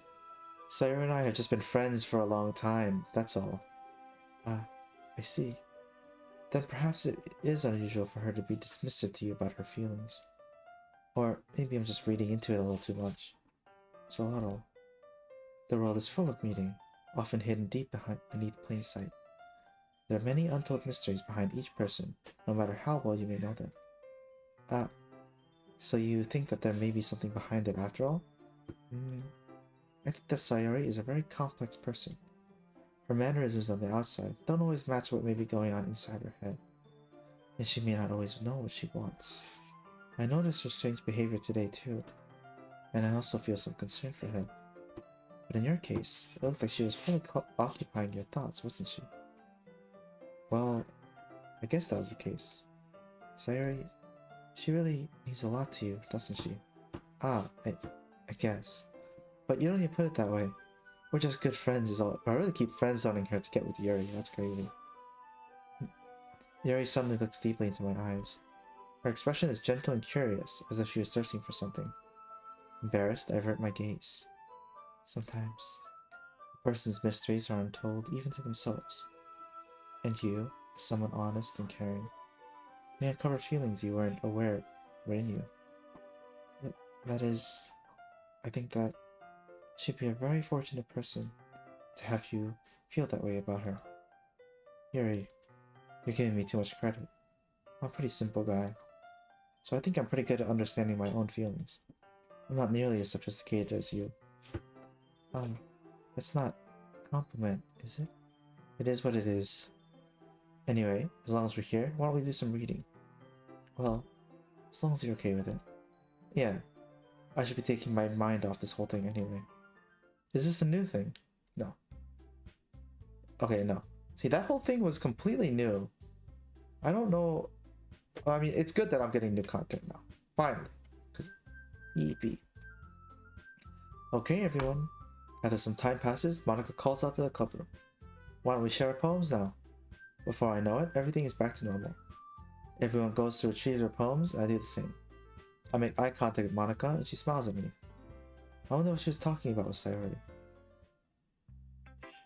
Who should I show my poem to first? We do it in the same order as we've been doing. Oh, Monica. Hi, Zlato. Have you thought about what you wanted to submit to perform at the festival? Well, being in this club is one thing, but performing in front of a bunch of people, I'll have to give it some more thought. Okay, no pressure. But whatever you do, I'm sure it'll turn out great. It'll also make me happy to see. Ahaha. Anyway, let's look at today's poem. Sure. I let Monica take out the poem I'm holding in my hands. Your style's gotten so refined, Zlato. Yuri's been teaching you a lot of things, hasn't she? Well, I guess so. Yeah, I've been noticing how much time you spend with her. I think I've heard her say more words these past couple days than she's talked in the whole year. Not sure how you did it, but that's pretty impressive. Well, she just needs some patience and a way to talk about all the things in her head, I guess. I'm still getting the hang of it myself. You're certainly putting in a lot of effort. You must really like her. Yeah, that's... it's awfully suspicious, you know? Spending time with her in the club room every day. Reading that edgy novel with her. Well, I just feel bad she's having a hard time socializing. Makes me want to make sure she doesn't spend all her time alone. Besides, the novel isn't too bad either, you know. Alright. I get you. Just be careful, alright? I know that Yuri isn't used to opening herself up. So if something bad happens while she's vulnerable, that could be really hard for her. Books aren't a total escape from reality. There's the bandage. You say that like I'm gonna hurt her. Sorry, I didn't really mean that. If anything, she might accidentally hurt herself. Anyway, I'll share my poem with you now, alright? Alright. Is this gonna be new too? Or do I know this? I don't remember. The Lady Who Knows Everything. An old tale tells of a lady who wanders Earth. The lady who knows everything. A beautiful lady who has found every answer. All meaning, all purpose, and all that was ever sought. And here I am, a feather, lost adrift in the sky, a victim of the currents of wind. Day after day I search. I search with little hope, knowing legends don't exist. When all else has failed me, when all others have turned away, the legend is all that remains, the last dim star glimmering in the twilight sky. Until one day the wind ceases to blow. I fall and I fall even more, gentle as a feather, a dry quill, expressionless. But a hand catches me between the thumb and forefinger, the hand of a beautiful lady. I look at her eyes and find no end to her gaze. The lady who knows everything knows what I am thinking. Before I can speak, she responds in a hollow voice. I have found every answer, all of which amount to nothing. There is no meaning, there is no purpose, and we seek only the impossible. I am not your legend does not exist. And with a breath, she blows me back afloat, pick up a gust of wind. Reading. It's not the length of how it's going so far. It's all late. I'll get to that event and I'll probably stop there because that's like a halfway point. I'll get to that, but depends how much more stuff we got. Hopefully got a good amount of stuff. You know, I feel like learning and looking for answers are sort of things that give life meaning. Not to get too philosophical or anything, but it was kind of on my mind, so that's what I wrote about. I see. I never really put much thought into it. In a way, it's almost paradoxical, because if we had all the answers, wouldn't the world start to lose its meaning? You know, there's one thing I noticed. It seems like everyone in the club prefers writing about things that are more sad than happy. Are you surprised? I mean, if everything was okay, we wouldn't really have anything to write about, would we? Humans aren't two-dimensional creatures. I think you know that better than anyone. You mean one-dimensional? Yeah, that. Anyway, here's Monica's writing tip of the day. Are you ever too shy to share your writing because you're afraid it's not that good? It can be really disheartening to get a lukewarm response to something you put so much into. But if you find other people who enjoy writing, then sharing becomes a lot easier. Because instead of just telling you that your writing is good or okay or bad, they want to focus more on everything that went into it and things you can work on. It's much more encouraging that way. It'll make you want to continue improving.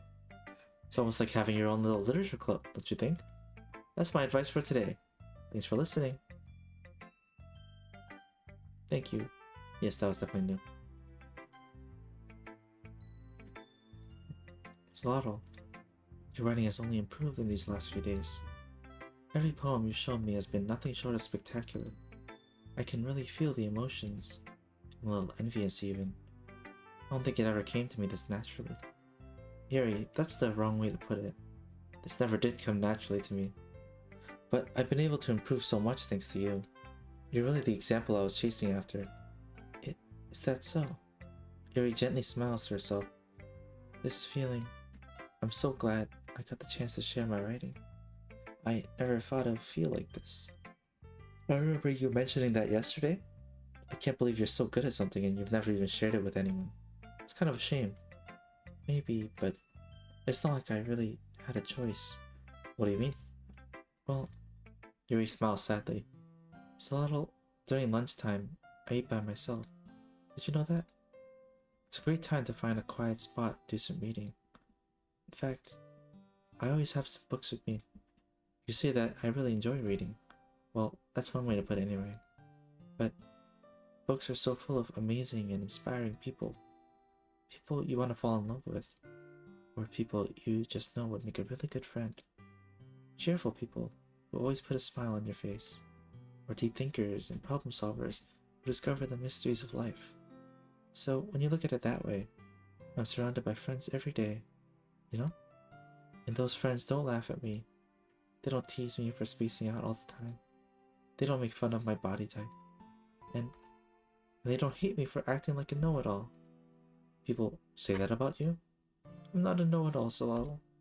It's the opposite. I don't know anything. I don't know how to talk to people. I don't know how to make people see me as normal. I don't know how to make myself happy. I have all these feelings, and all I can do with them is read and write. But it wasn't until now that I started sharing it with you that I really understood what I was missing all this time. But I haven't really done anything. No, it's wrong. It's being patient and respectful. It's really important to me. I know I'm a difficult person, Zlotl. I speak too slowly. I second guess myself all the time. I read too deeply into things. But every time, you've always treated me just like everyone else. It's so rare that I feel comfortable with myself when I talk to others. But that's why every time I talk to you, I just feel really happy. I see. Well, I treat you how you deserve to be treated, Yuri. And if other people don't see it that way, then screw them. I mean, I joined this club hoping I could make friends. And I would say I've made at least one success. Damn, wouldn't you? If you put it that way. Yeah. We really are friends now, aren't we? Yuri puts her head in her hands. But this time, she's smiling as she does it. Do you want to show me your poem? Yeah, I do. Let me get it for you. Part 2. Ooh. Yes. Okay, so they added a lot more extra content. I'm ready. Tendrils of my hair. Oh, it Ghost in the Light. Ghost Under the Light Part 2. So a sequel to the previous one. The tendrils of my light illuminate beneath the amber glow, bathing. In the distance, a blue-green light flickers. A lone figure crosses its path, a silhouette obstructing the eerie glow. My heart pounds. The silhouette grows. Closer, closer. I open my umbrella, casting a shadow to shield me from invisibility. But I am too late. He steps into the streetlight. I gasp and drop my umbrella. The light flickers. My heart pounds. He raises his arm. Time stops. The only indicator of movement is the amber light flickering against his outstretched arm. The flickering light is in rhythm with the pounding of my heart, teasing me for succumbing to this forbidden emotion. Have you heard of a ghost feeling warmth before? Giving up on understanding, I laugh. Understanding is overrated. I touch his hand. The flickering stops. Ghosts are blue-green. My heart is amber. Finishing the poem, I start to hand it back to Yuri. But instead of taking it from me, she looks away. Do you dislike it? No, of course not.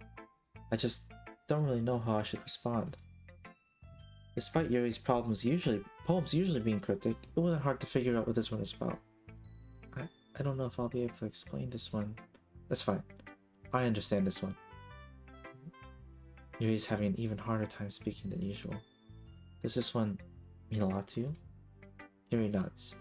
I'm not really good with words, but I'm happy that you shared it with me. So thank you. I hope we can keep spending time together. Despite my inability to make eye contact, I see a faint smile emerge on Yuri's lips. I once again try to hand the poem back to her. But instead, Yuri gently takes my hand and pushes them back toward me. I hesitate in response to her warm touch. You can... the poem is... Once again, Yuri fails to form a complete sentence. You mean I can keep it? Yuri nods. I'd love to. Again, Yuri faintly smiles, as she doesn't want me to notice. You always make me feel nice. I know I'm not good with people, but I hope that I can return the favor sometime. Yeah, don't worry. I think you do a good job.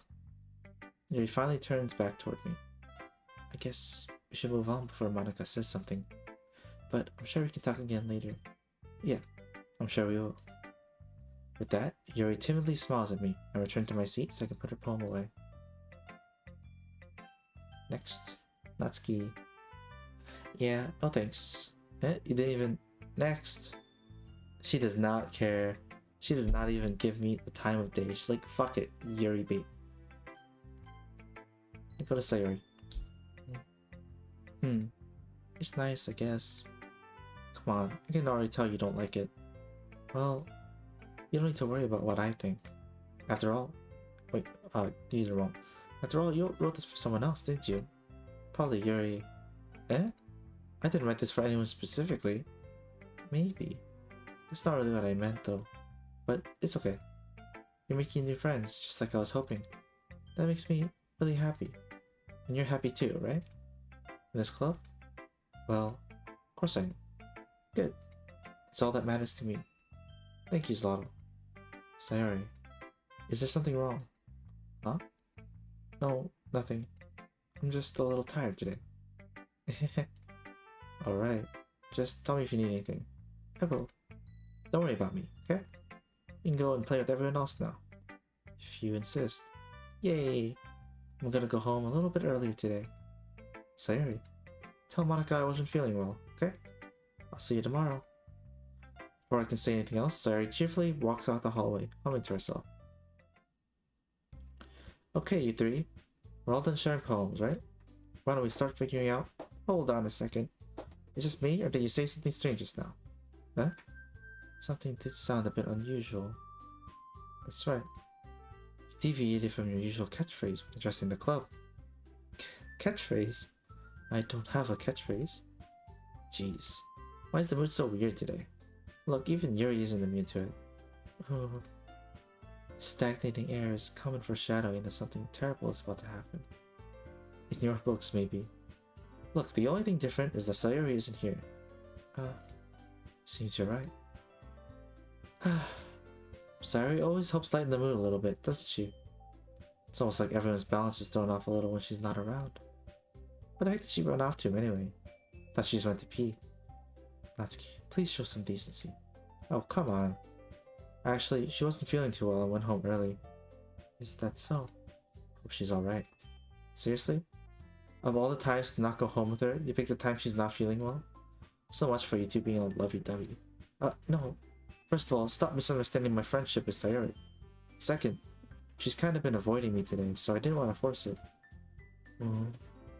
A curious expression coming from Yuri, of all people? Calm down, guys. Talked to her earlier, and everything's fine. What'd she say? Anyway, we need to figure out the rest of the festival preparations, so... Let's decide what everyone will be doing this weekend. I already know what I'm doing. That's right. Let's keep making cupcakes. But we might need a lot of them in different flavors. You handle that all by yourself, Natsuki? Challenge accepted. And as for myself, I'll be printing and assembling all the poetry pamphlets. Sayori will be helping me design them. And as for Yuri, you can Uh, um, hmm? Guys, can you help me come up with something for Yuri? I'm useless.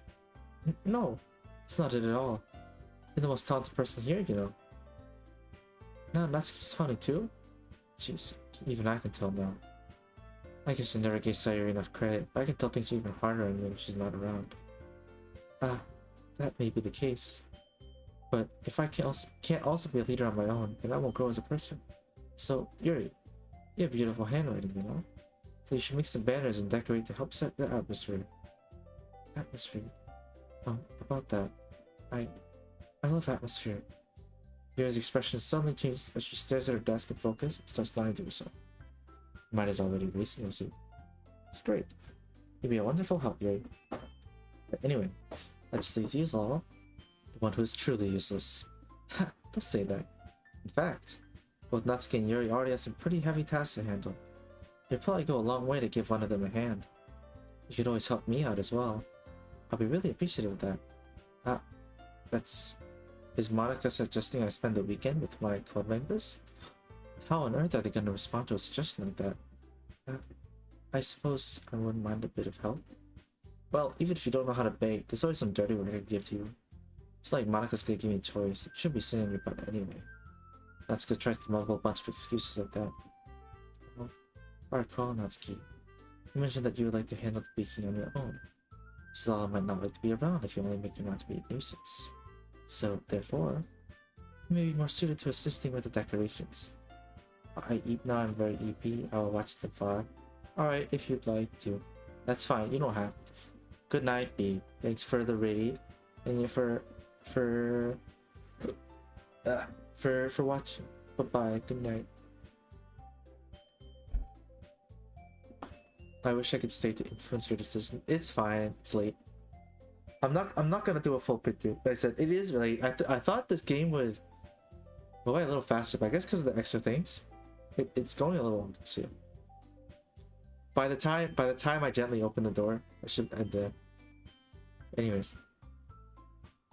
Maybe we're assisting with decorations. Hold on, I never said that. How hard could it be to make a few decorations anyway? Sounds like you're making excuses. You're just making excuses for Zalal to. What are you saying?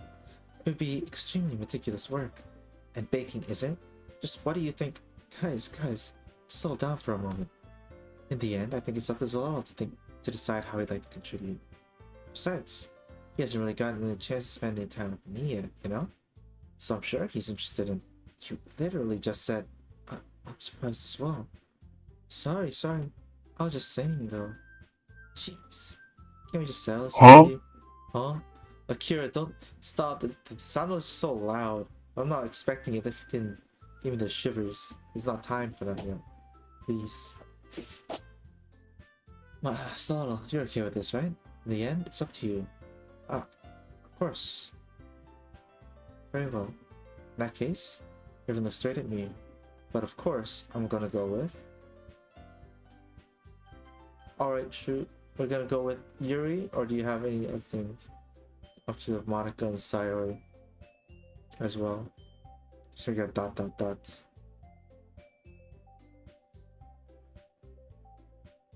Dots. I take this time while I wait to hydrate again.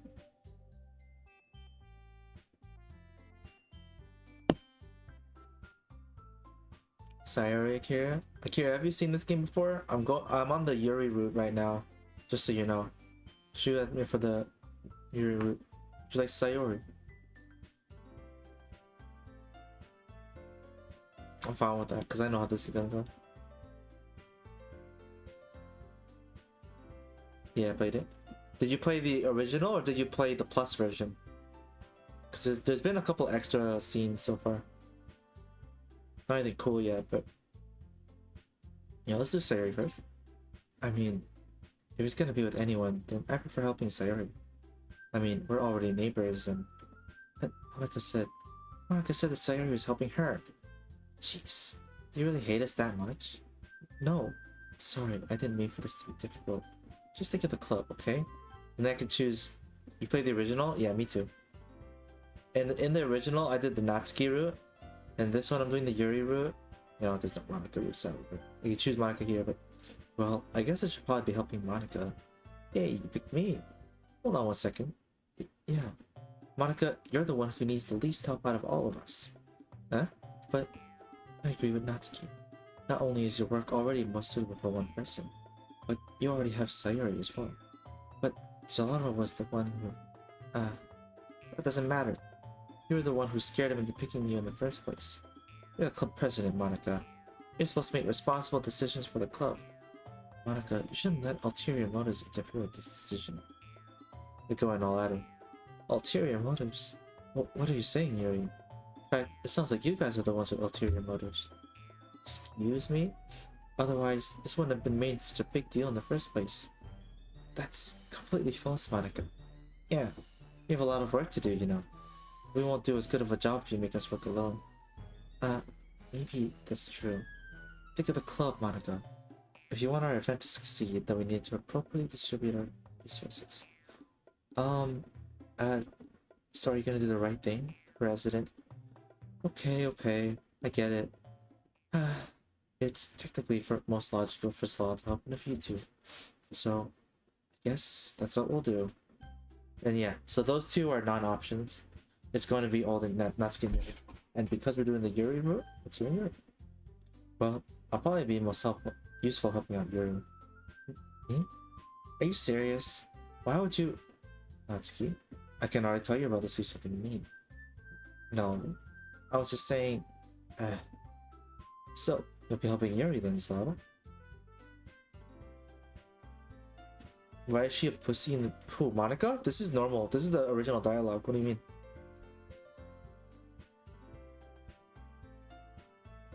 Please let them gang up on her? Because they argued with her with facts and logic.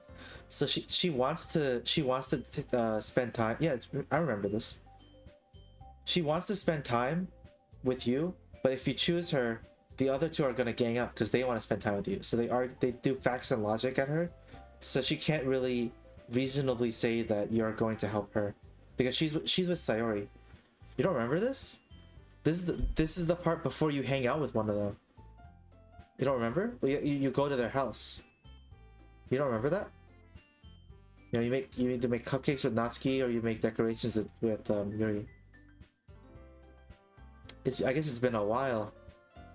Not at all? Well, just keep everything with a fresh mind then. I'll tell you if a scene is new. I still vaguely remember. There's been like 1 or 2 new scenes so far. So you'll be helping Yuri then, Zelda? Yeah, that's what I'm gonna do. Glad. I have a bad habit of overthinking these sorts of things. So I think your assistance will be very useful. That's great to hear. Natsuki, will you be able to handle baking yourself? I mean, yeah. I already said I'd be fine. Okay. Everyone can tell Natsuki's feeling a little sour.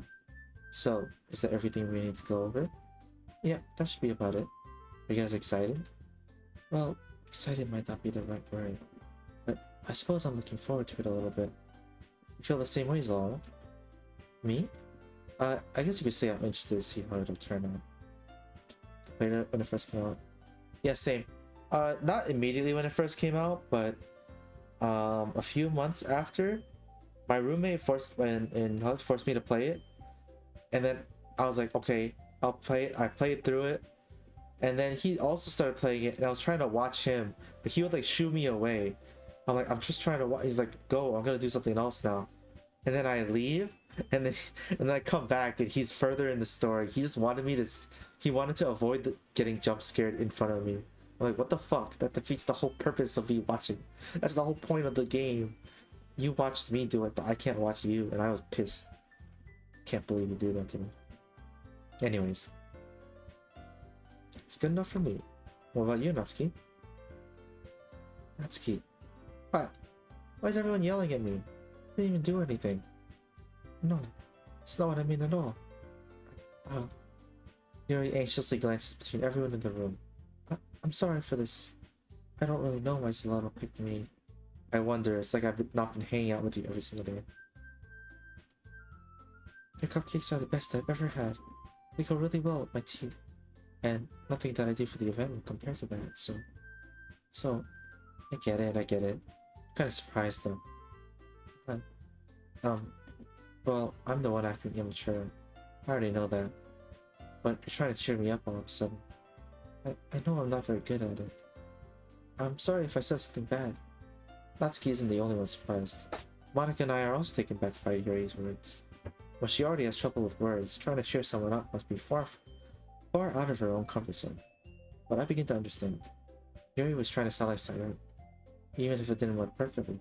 I can tell that she tried to say something Sayori would say this time like this. Because Sayori always hopes everyone smile and feel good about themselves. No, I kinda appreciated it. I'm sorry for making a big deal out of nothing. But I'm gonna say this. You better bet that my cupcake's gonna be the best part of the whole event. I believe you. Yeah, I hope to see everyone do their best. With that, there's nothing more for today. So I guess it's time for us to head out. Alright, let's get out of here then. Everyone picks up their things. I start to follow Monica and Natsuki out the door as they chat between each other. Eh? I turn around. Sorry, I realized I don't have any way of contacting you this weekend. Oh, you're right. I can't believe that slipped my mind. I'll give you my phone number. I think that would be the best way, yes. Alright then. Yuri and I exchange phone numbers. Okay, then I'll be stopping by on your house on Saturday. Eh? My house? Is that a problem? No, not at all. I just thought that I'll be the one going to your house since I'm the one helping you. I suppose that makes sense. But if you don't mind, I think I prefer going to your house. Alright. In that case, it won't be a problem. I decided not to press Yuri for a reason. Akira, what route did you do in the beginning? I want to know. I want to see what things that you did before. It's not like it should matter much anyway, so I just need to make sure that my room is clean. I hope I managed to make myself useful in some way. I'm not nearly as creative as you are. Don't underestimate yourself, Solano. I think that will make a very productive team. Even if you only chose me because you felt bad or something. Wait, you don't actually think that, do you? I don't know. It's difficult to come up with any other reason you may have chosen me. You're forgetting the one reason with the most common sense. I chose to help you because that's what I want to do. But... Yuri thinks to herself with an extremely tense expression. Yuri, you're overthinking this. You wanted me to point out what you're overthinking, right? I didn't realize. I'm telling you, I want to. That's all there is to it. Do you believe me? Yuri thinks really hard again. She looks straight into my eyes for a long while. I believe you. As if it took her tremendous effort, Yuri finally says that and relaxes her expression. And I'm really looking forward to Sunday. Yeah, I am too. After that exchange, I make my way out the door and Yuri follows. I can't believe this. Yuri's gonna come to my house on Sunday? Even though I would have preferred to do this with Sayori. My anxiety still shoots through the roof. I guess I've gotten pretty used to handling her at this point. But who knows what might happen when we're outside of school. She even told me she was looking forward to it. I shake my head. Why do I feel nervous that Sayori finds out about this? It's not like we feel that way about each other. Besides, like Monica said, this is about the club. I have nothing to worry about. Let's go with them. They'll have a good time.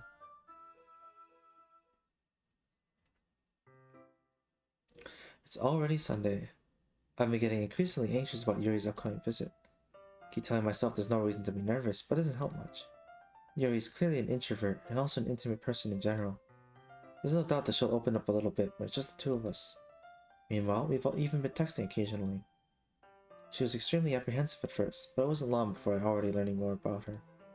But putting Yuri aside, I haven't learned a thing about Sayori since she left club early the other day. It's not like we text each other all the time or anything, but I've been worried about her in the back of my mind. Between what Sayori said and what Monica said, is it really okay for me to put Sayori's feelings aside when she might need me? Is it? I decide to visit Sayori before Yuri comes over. Rather than asking, I simply tell her I'm coming over, much like we've done in the past. Once I reach Sayori's house, I knock on the door before entering it myself.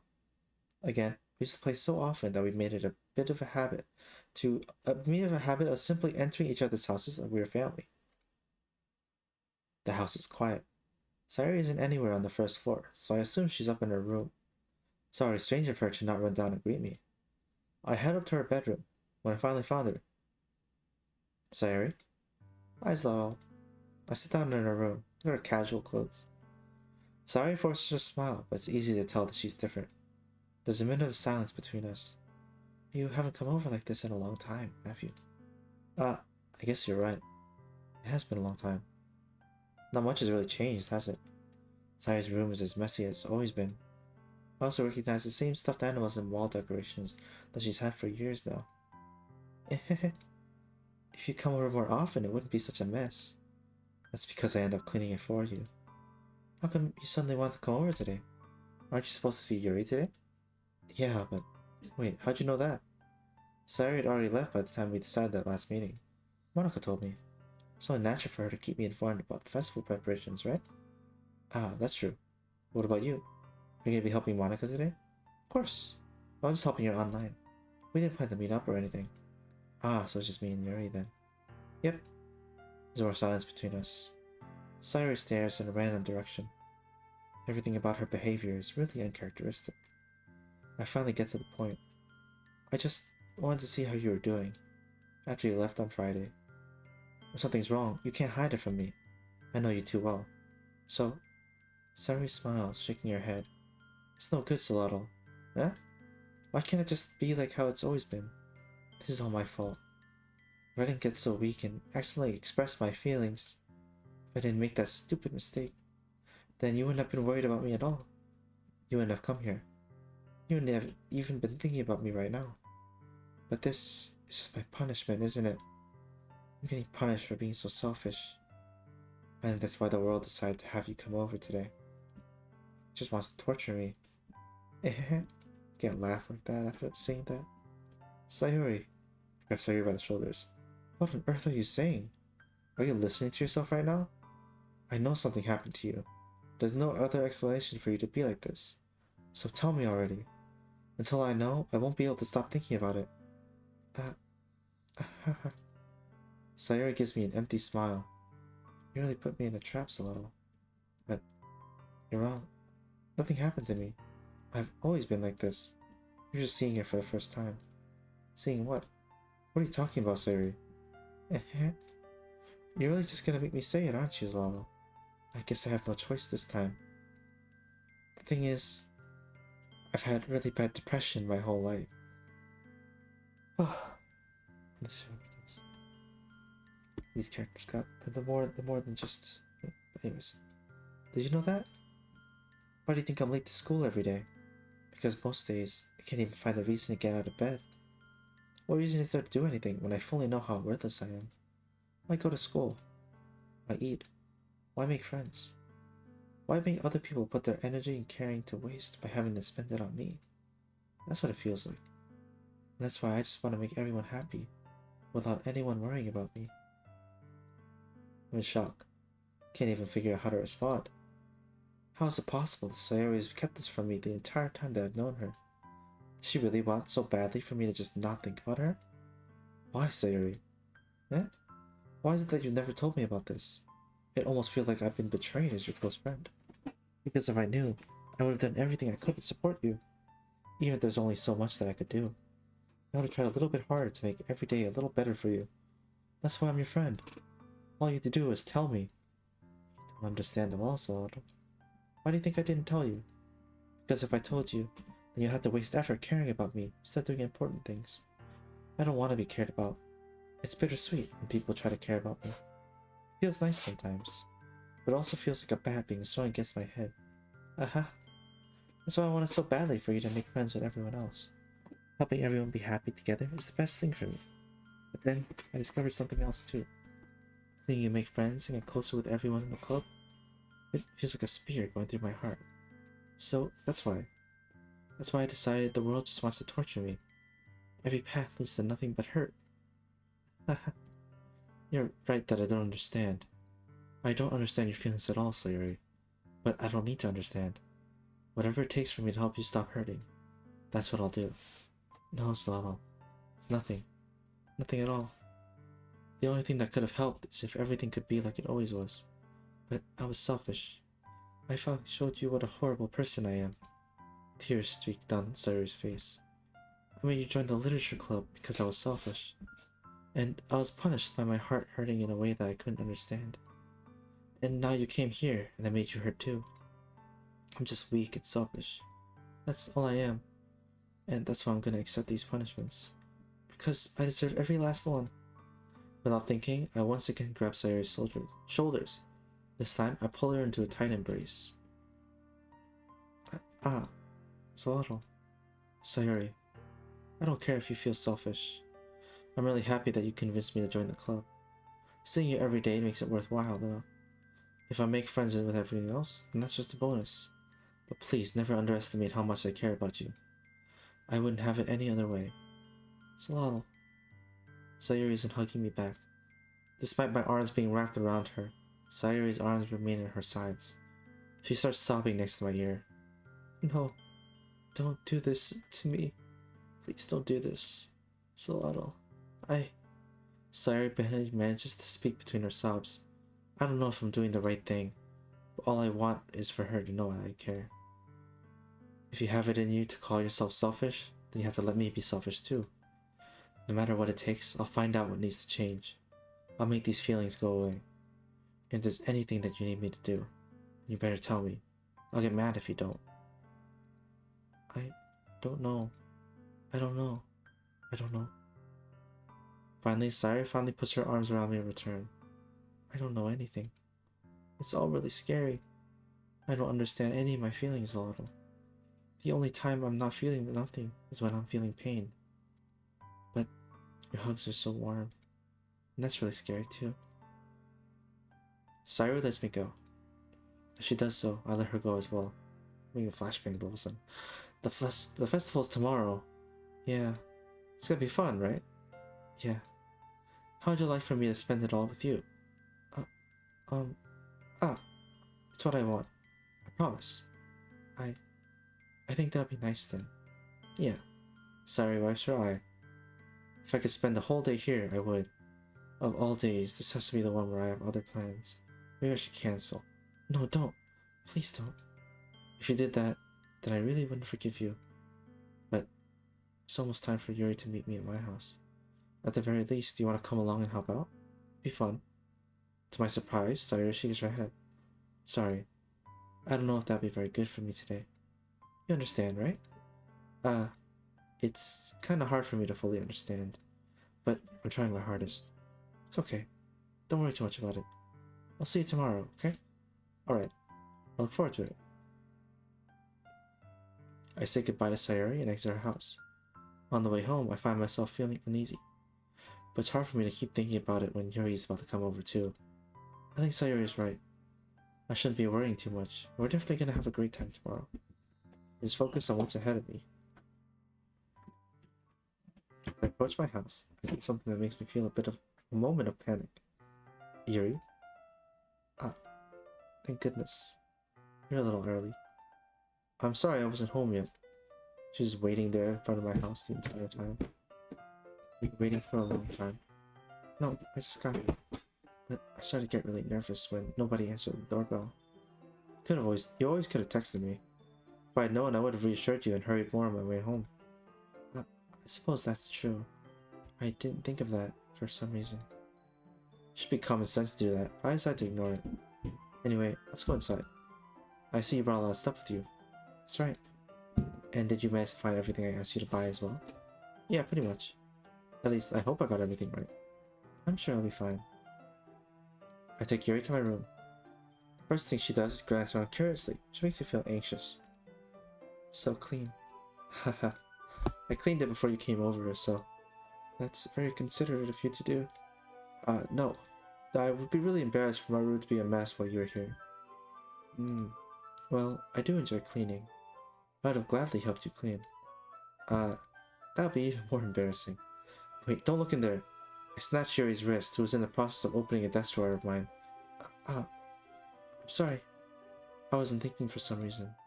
I was just spacing out. It's fine, it's fine. I let go of Yuri's wrist. She puts both her hands firmly in her lap, as if making sure she's keeping track of them.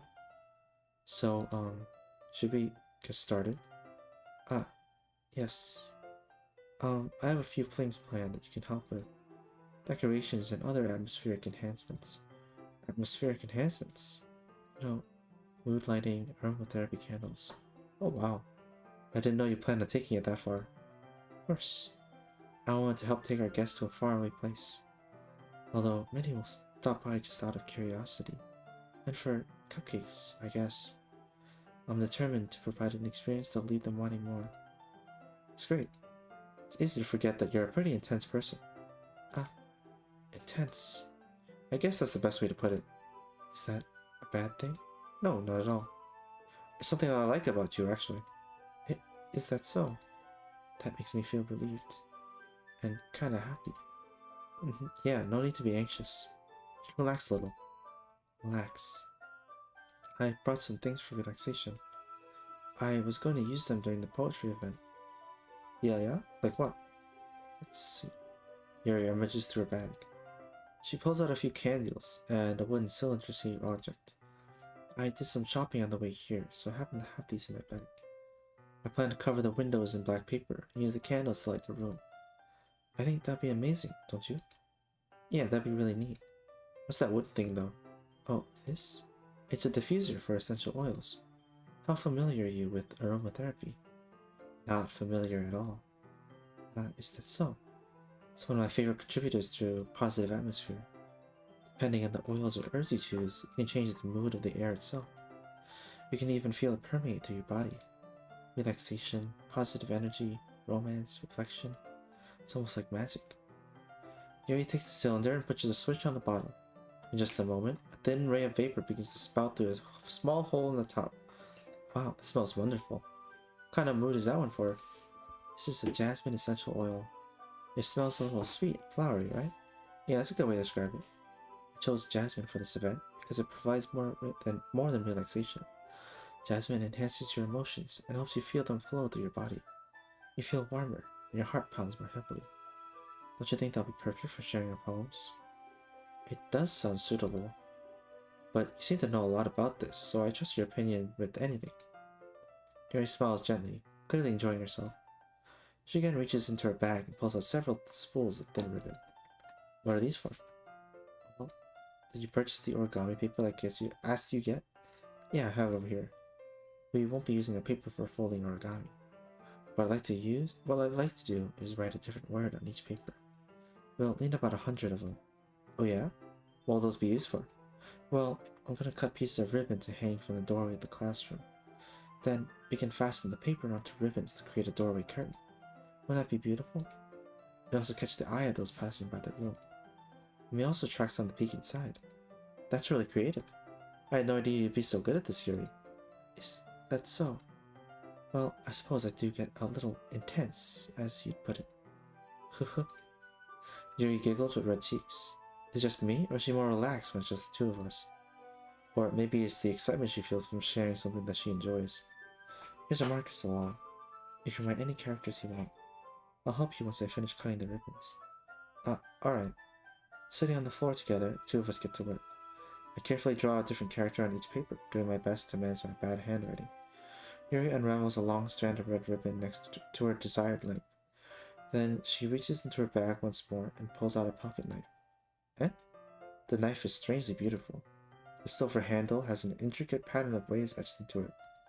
The blade itself is gently tinted blue. That's no ordinary pocket knife. Looks really fancy. Well, embarrassed, Yuri looks away. What is it? You're gonna think it's weird. Yuri, whatever it is, I have no reason to judge. To each their own, you know? If you promise you won't be weirded out. Yeah, I promise. Alright. The thing is, I'm kind of into knives. They're just so pretty. I can't help it. I don't know what it is. A combination of craftsmanship and feeling of danger, maybe. What am I saying?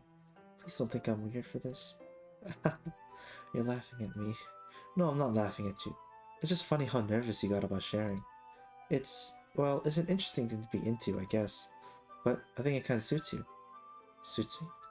Yeah, it's kind of intense. Besides, it's a really cool looking knife, can't deny that. It is, isn't it? Yu relaxes her expression once again. Would you like to hold it? Sure, check it out.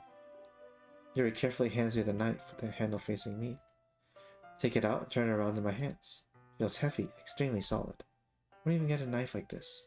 Curious of its sharpness, I feel the point of the knife with my index finger. Ah! Slottle! Why did you do that? I didn't expect it to be that sharp. I barely touched it at all. It's my fault. I should have warned you. The knife is extremely sharp. It can cut through skin like it's paper. Oh no. A small drop of blood trickles down the side of my finger. Yuri takes my hand and gives the wound a closer look. She stares at it and noticeably fidgets. If you're squeamish, I'll go wash it off now. Without warning, Yuri puts my finger in her mouth and licks the wound. And here comes the thingy. I feel her tongue curl around my finger. It's okay, saliva's got antibacterial or something like that. Purely for medical purposes. Startled, I instinctively pull my hand back. Please forgive me. I wasn't thinking. Yuri lowers her hand, her face burning up. Yuri, it's the most embarrassing thing I've ever done. How could I do something like that? I'm sorry. Sure, it was a little weird and took me by surprise, but I guess she was just trying to help, right? Yuri, I think you're overreacting a little. She doesn't lift her head. What if she doesn't recover from this for the rest of the afternoon? Alright, you know what? This might be a stupid thing to do, but I do it anyway. I take Yuri's hand and lick her index finger in return. As we do. That is the proper thing to do, you know? An eye for an eye, a licked finger for a licked finger. Slottle, did you really just do that? Now we're even. Yuri just looks at me like I did something wrong. I knew that would be a bad idea. If not for the sweet aroma of the jasmine oil, the air would be extremely heavy right now. You're so weird, Slottle. Yuri giggles shyly. Yeah? Yuri calling me weird? I have no response to that. Where do you keep your bandages? I don't think I need one actually. There's a tiny cut. Look, it already stopped bleeding. I see. That's relieving. The tension is quickly lifted. We each resume our respective activities. I watch Yuri's knife cut through the ribbon like it's nothing but air. Meanwhile, I will continue to make progress on the paper. After we finish attaching the paper to the ribbons, we lay them all out side by side. It looks better than I expected and will be very effective as a door curtain. It looks great. Good thinking coming up with this, Yuri. Thanks. It's just something I saw online, really. Are you ready to move on to the next task? Yeah, let's do it. What do you have in mind? I'd like to create a banner. So I asked you to buy the paint tablets. That's right. One of the items Yuri asked me to buy was a kit of watercolored paint tablets. We'll need about 6 cups of water to put each of the tablets in. You mind fetching those for us? Of course not. 6 cups of water. I'll be right back in a minute. Thank you very much. Oh, and just a little bit of water is okay. If you fill the cups too much, it'll be too diluted. Taking Yuri's advice, I decided to use small plastic bathroom cups rather than full-size glasses. I put them on a plate to catch any paint that drips, and bring it back into my room. Yuri? Yes? I came to see Yuri quickly unrolling her sleeve, putting it back over her arm. Oh, nothing. Your face is a little red. Is it too hot in here or anything? No, not at all. There's nothing wrong, so let's mix the paint. Yuri hurriedly dismisses me and takes it upon herself to unwrap the tablets, dropping them into the cups. So, I thought we would do something simple that would look very nice. I like to paint a greeting across the banner, starting with the colors for sunrise, then daytime, then sunset and night. As it dries, I'll write an inspirational quote across the banner, and hang it on the wall behind the podium at the front of the classroom. Ah, neat. What are you going to write? It'd be more fun to surprise you. Yuri smiles at me. If you say so. After rolling out the banner, Yuri and I kneel on the opposite sides so we don't get in the way of each other. Yuri uses a brush and adds a few dots of different colors across the banner, serving as a color guide when you paint. This kind of reminds me of elementary school. Painting a banner with watercolors fits into the art class projects we had back then. It's relaxing. I'm sorry if this feels too childish. No, I didn't mean it like that. I didn't mean that at all. It's kind of fun, you know? Yeah, it is fun. I'm glad you feel that way too. Yuri stops painting for a moment, thinking to herself. For me, I like to go out and do crazy things to have fun. In fact, I usually don't even want to. I just like when I can spend time with one other person. Even if it's something simple, like reading. Doesn't even matter if we don't talk much. Just having a friend next to me makes me feel a little bit nicer.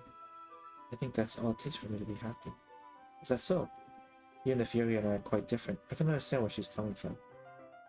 I feel that way about things like anime and games, where simply sharing the experience with someone can make me happy. I think I feel the same way. Yuri smiles gently. I knew you'd understand. Yuri leans over the banner to grab an unused paintbrush, but I move at the same time, causing my head to bump into hers. Ah! Sorry. Yuri reels back, and I quickly lift my hands in surprise. You hurt? No, I'm not hurt. Just startled me, that's all. Sorry, I shouldn't have asked you to get it for me. It's not your fault. Ah, your face. There are droplets of paint on Yuri's face and neck. Is there something on my face? Yeah, I accidentally got paint on me. So, sorry, it's totally my fault. I'll get a towel right away. I rush out and fetch a small towel, and I dampen it with hot water. I return to my room and kneel back down in front of her. And here's the CG. Here.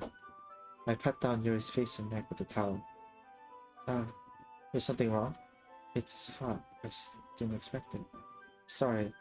I didn't want to use cold water. Having finished, I start to retract my hand, but Yuri suddenly holds my wrist. Wait. Huh? Just for a little longer. It feels really nice. Keep my hand still against Yuri's neck. She looks into my eyes. It's an intense expression that I recognize from when she reads her books. Almost as if she's lost in a daze, enveloped by her own thoughts. She breathes gently, half through slightly parted lips. What is happening? Is the aroma of the jasmine oil giving me this dizzy feeling? Yuri's gentle fingers wrapped around my wrist sent a tingling sensation through my arm. And suddenly, her face seemed to be much closer to mine than it was a moment ago. Yuri slowly pulls away. Sorry, I've been feeling a little lightheaded today. I didn't mean to space out. It's fine. The moment is over as soon as it began. Yuri picks up her brush again, but her movements seem clumsier, like she's unable to focus.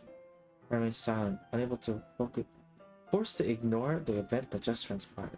I hesitantly retrieve my own brush and continue following Yuri's example. Slow. That should do it. I finish filling the night sky with white dots that look like stars. Looking at the banner as a whole, it's very pretty and natural looking. It came out better than expected. I'm really happy with the results. Yeah, me too. Are you gonna add a letter and note? Not yet. It needs to dry first. That's true, but won't that take a while? Perhaps it'd be best to leave it here and have you bring it in the morning. I need little lettering in the classroom before our event starts. Is that okay? That's totally fine. Wonderful. In that case, I don't think there's anything more for us to do here. You say that like you're glad it's over. Was I wrong to assume that you're at least enjoying yourself a little bit? No, it's not that. I was glad we managed to get everything done. See, I am too. I was a little concerned about time. I need to start making dinner soon. So you don't have any time left. I was secretly hoping we'd have extra time to finishing the work. Well, Mary thinks to herself. I think it'd be too irresponsible of me to wait much longer. I'm sorry. I was hoping there would be more time as well. It's probably my fault. Sorry for being such a slow record. No, it's not your fault at all. And the important thing is that we got everything done, right? Yeah. So, I shouldn't be disappointed or anything. Gathering all her things, Yuri seems to look a little downcast. I understand why. It's not like she rarely gets the opportunity to spend time with friends in a relaxed environment. But that doesn't mean this is the last time it can happen. Once Yuri packs up, I walk her out the front door. Thank you very much for having me today. No problem. I'm glad I was able to help. Just let me know if there's anything else you need me to bring tomorrow. Well then. Yuri fidgets. I guess I'll see you tomorrow. Wait, I kinda say that without thinking. Not today. It's fine that we didn't have as much time as we wanted, because we can do this again. Whenever you want, we can come over, we can go out somewhere. I forgot you don't like going out much. As I stumble over my words, Yuri simply smiles bashfully. Anyway, you know what I'm trying to say, so very thoughtful. You're very thoughtful, Slaughter. Yuri takes a step closer to me, then briefly squeezes my hand. I kinda like that about you.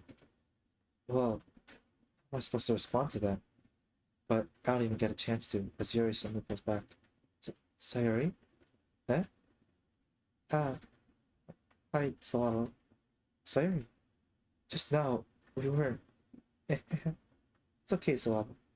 I just stopped by to say hi. Um, well, it's nice to see you. I'm sorry, but I'm already on my way to leave. Oh, really? That's too bad. I'm sorry. But we'll all be together at the festival tomorrow, so that's fine, right? Of course. Sayori beams. Yeah, so I'll see you tomorrow. Clearly embarrassed, Yuri hurries up. Sayori waves goodbye after her.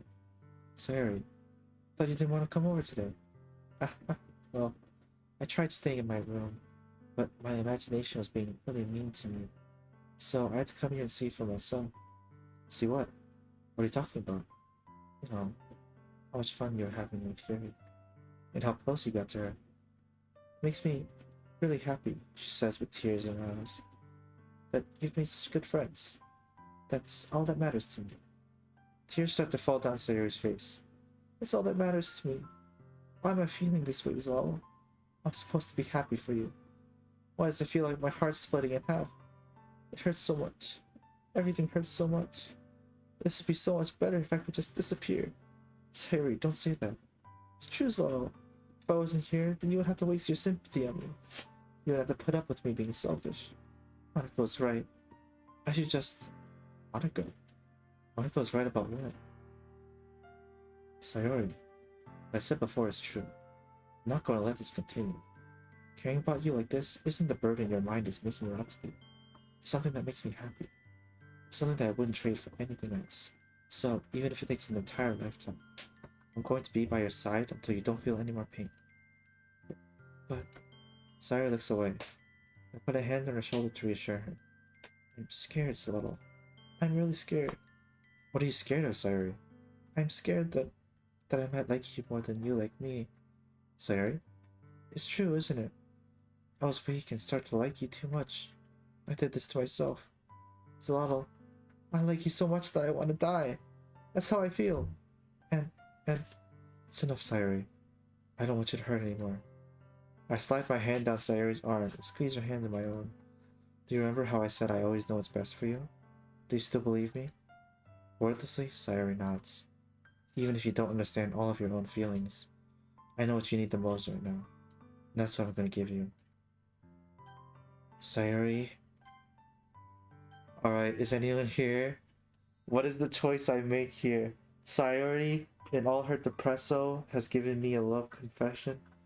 But we have been going with Yuri. Do we love Sayori back?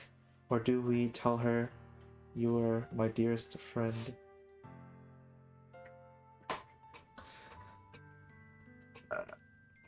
God. I don't know. Wasn't such a... I don't know. It's like... Depends.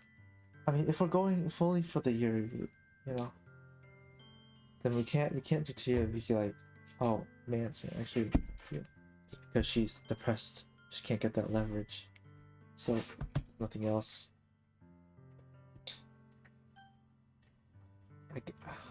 Like both of these suck because it's you know that it's like I don't know. But yes, we're gonna friend zone her. Happy Valentine's Day Eve. Well, 3 minutes until Valentine's Day. You'll always be my dearest friend. What you need most is for things to be like they've always been. Monica told me the truth. She told me how much happier you seemed after I joined the club. I know you're struggling with some really difficult feelings right now.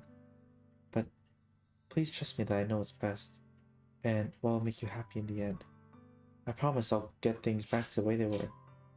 I see. Sayori forces a smile through an incredibly pained expression. Is this what it feels like to get stabbed in the chest? I should write a poem about this. Sayori? It's okay. This is my punishment. Remember? Being so selfish. So please don't worry about these stupid feelings. After I said we hadn't lost the game, we started losing games. I jinxed us. Oh, that's unfortunate.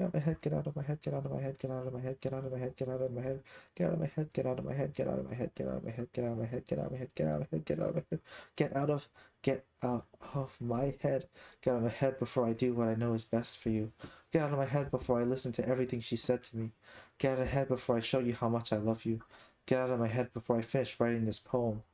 But a poem is never actually finished. It just stops moving. What is this? Reading the poem, I get a pit in my stomach. Solano, what's wrong? Nothing.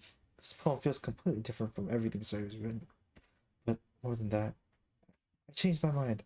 I'm going to get Sayori, so... well, alright. Try not to take too long, okay? I quickly leave the classroom. Don't strain yourself. Monica calls out after me. I quicken my pace. What was I thinking? I should have tried a little bit harder for Sayori. It's not a big deal to at least wait for her, or help her wake up. Even the simplest gesture of waking up to school makes her really happy. Besides, I told her yesterday things will be the same as they always be. That's all she needs, and what I want to give her. I reach Sayori's house and knock on the door. I don't expect an answer, since she's not picking up her phone either. Like yesterday, I opened the door and let myself in. Sayori? She really is a heavy sleeper. Swallow. Can't believe I'm doing this after all. Waking her up in her own house. Isn't that more like something a boyfriend would do? In any case, it just feels right. Outside Sayori's room, I knock on her door. Sayori? Wake up, dummy. There's no response. I didn't really want to have to enter her room like this. Isn't it kind of a breach of privacy? But she really leaves me no choice. I gently open the door. Sayo?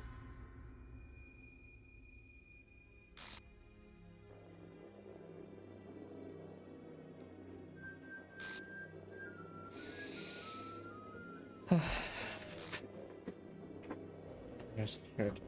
Game script chapter 5. Please. The traceback text. And you can check the traceback.txt for real in the files if you really wanted to. Which I guess I could do it now, you know? Let's see.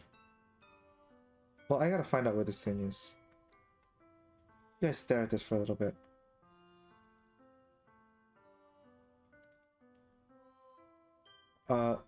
In game.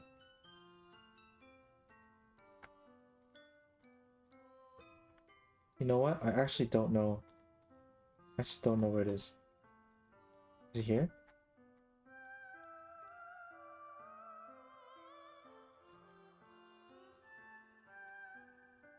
Bed runtime. Oh no. Nah, I don't think I can find it. Darn. Feels bad, man.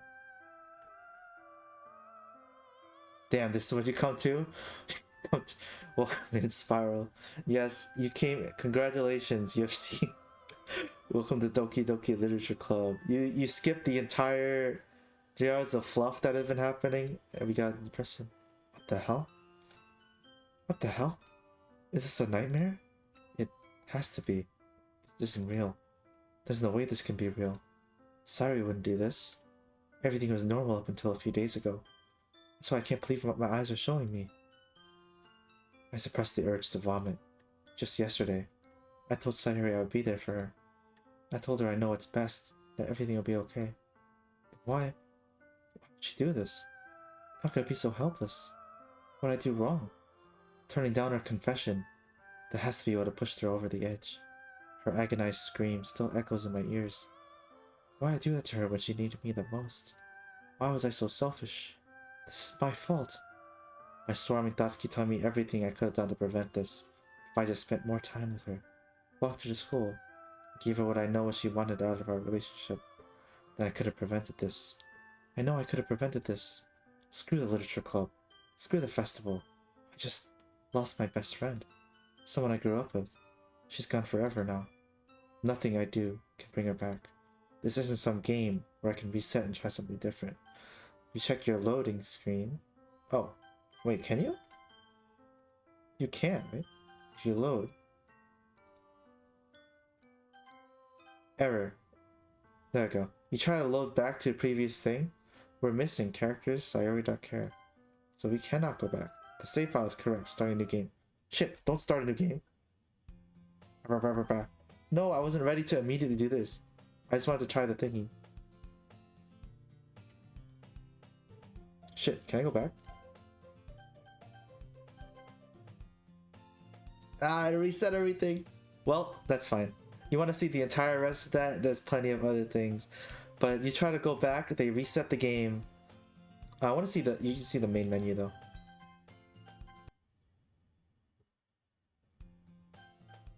Oh. I can't even go back to the main menu. I was actually trying to do that. I didn't even know that it stops you. Oh, there you go.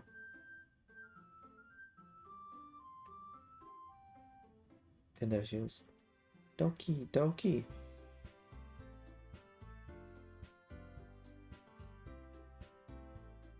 I'll do the beginning of the next act.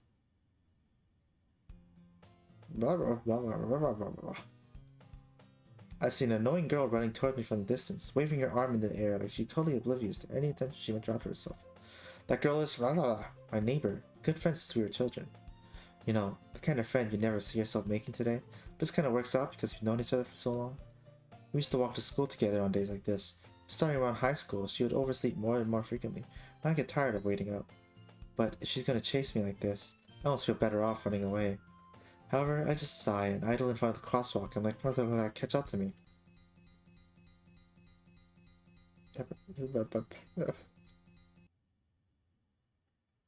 It's an ordinary school day like any other. Mornings are usually the worst, being surrounded by couples and friend groups walking to school together.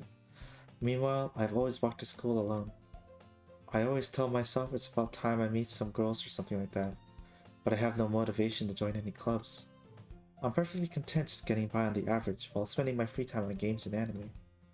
There's always the anime club. It's not like there could be any girls in it anyway. School day is as ordinary as ever. It's over before I know it. I pack up my things, I stare blankly at the wall, looking for an ounce of motivation. Clubs. There really aren't any that interest me. Besides, most of them would probably be way too demanding for me to want to deal with. I guess I have no choice but to start with the anime club. Zalato? Monika. Oh my goodness, I totally didn't expect to see you here. It's been a while, right? Yeah, it has. Monika smiles sweetly. We do know each other. Well, we rarely talked, but we were in the same class last year. Monika is probably the most popular girl in class. Smart, beautiful, athletic. Basically, completely out of my league. So, having her smile at me so genuinely feels a little... What did you come in here for anyway? Oh, I've just been looking for some supplies to use for my club. Do you know if there's any construction paper in there? Markers?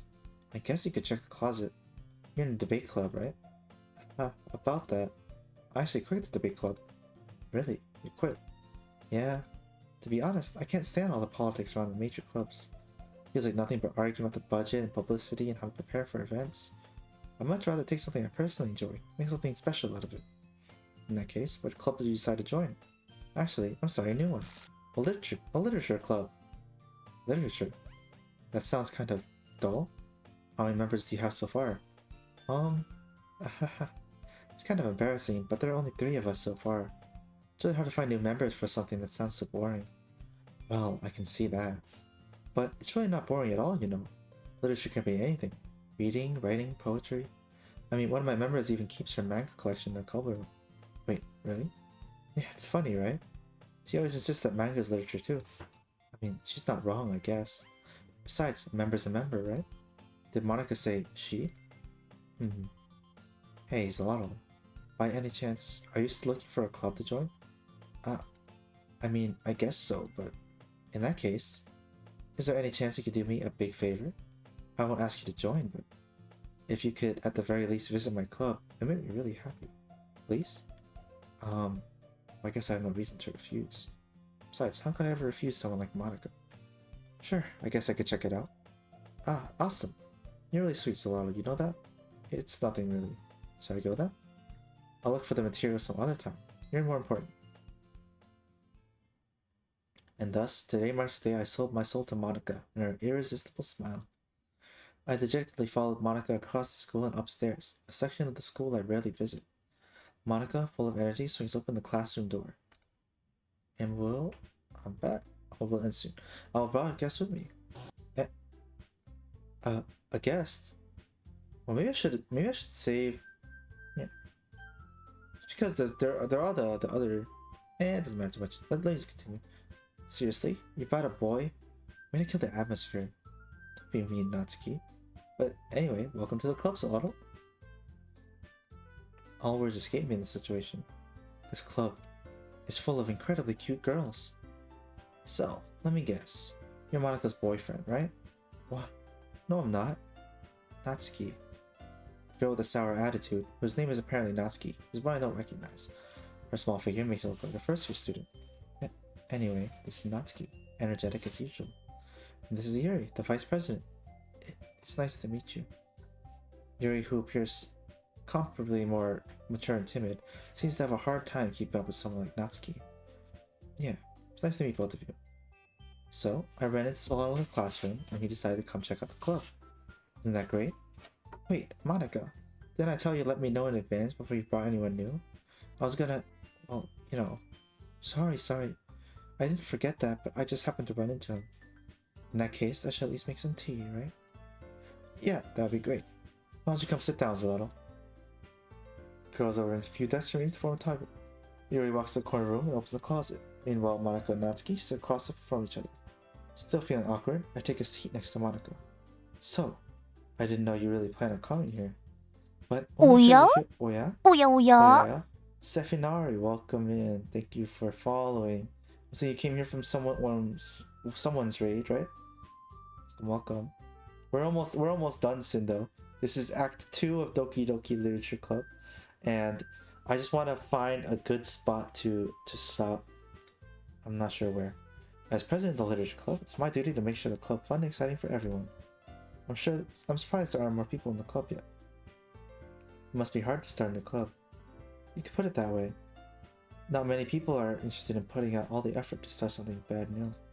Especially when it's something that doesn't grab your attention, like literature. You have to work hard to convince people you're both fun and worthwhile. But it makes school events like the festival that much more important. I'm confident we can all really grow this club before we graduate. Right, Natsuki? Well, I guess. I was curious about Plus since it was free on Epic for a while. Me too. That's why I played the original, but yeah, I was waiting when it came out. I was like, ooh, I'll get it when it's on a sale. And it came on sale, and I was like, I'll wait for a more sale. But now I waited long enough that it's free on Epic. So I started it now. But the thing is, so have you played the original? So I can just talk about like spoilers if I need to about the first act if you haven't seen it. I played the original? Okay. So basically there was mainly only one or two new like scenes in there, at least in Act 1. So far most of it seems pretty standard. There was one extra thing where they started doing a rehearsal with their different poems. I think that's new, but I'm not sure. Like to prepare for the festival, but other than that, it's fine. And we did the Yuri route, and also Friendzone Sayori. Those are the choices we did, here, by the people's, or except for the Sayori one. But yeah, Natsuki reluctantly agrees. Such different girls, all interested in the same goal. Monika must have worked really hard just to find these two. And yes, this is the start of Act 2, so, you know, certain someone's missing. We have our 3 girls here. Yuri returns to the table, carrying a tea set. She carefully places a teacup in front of each of us before setting down the teapot in the middle. You keep a whole tea set in this classroom? Don't worry, the teachers gave us permission. After all, doesn't a hot cup of tea help you enjoy a good book? I guess. Don't let yourself get intimidated. Yuri's just trying to impress you. That's not... Insulted, Yuri looks away. I meant that, you know, I believe you. Well, tea and reading might not be a pastime for me, but I at least enjoy tea. Glad this is all the same as the first act. Yuri faintly smiles to herself in relief. So, Solato, what kind of things do you like to read?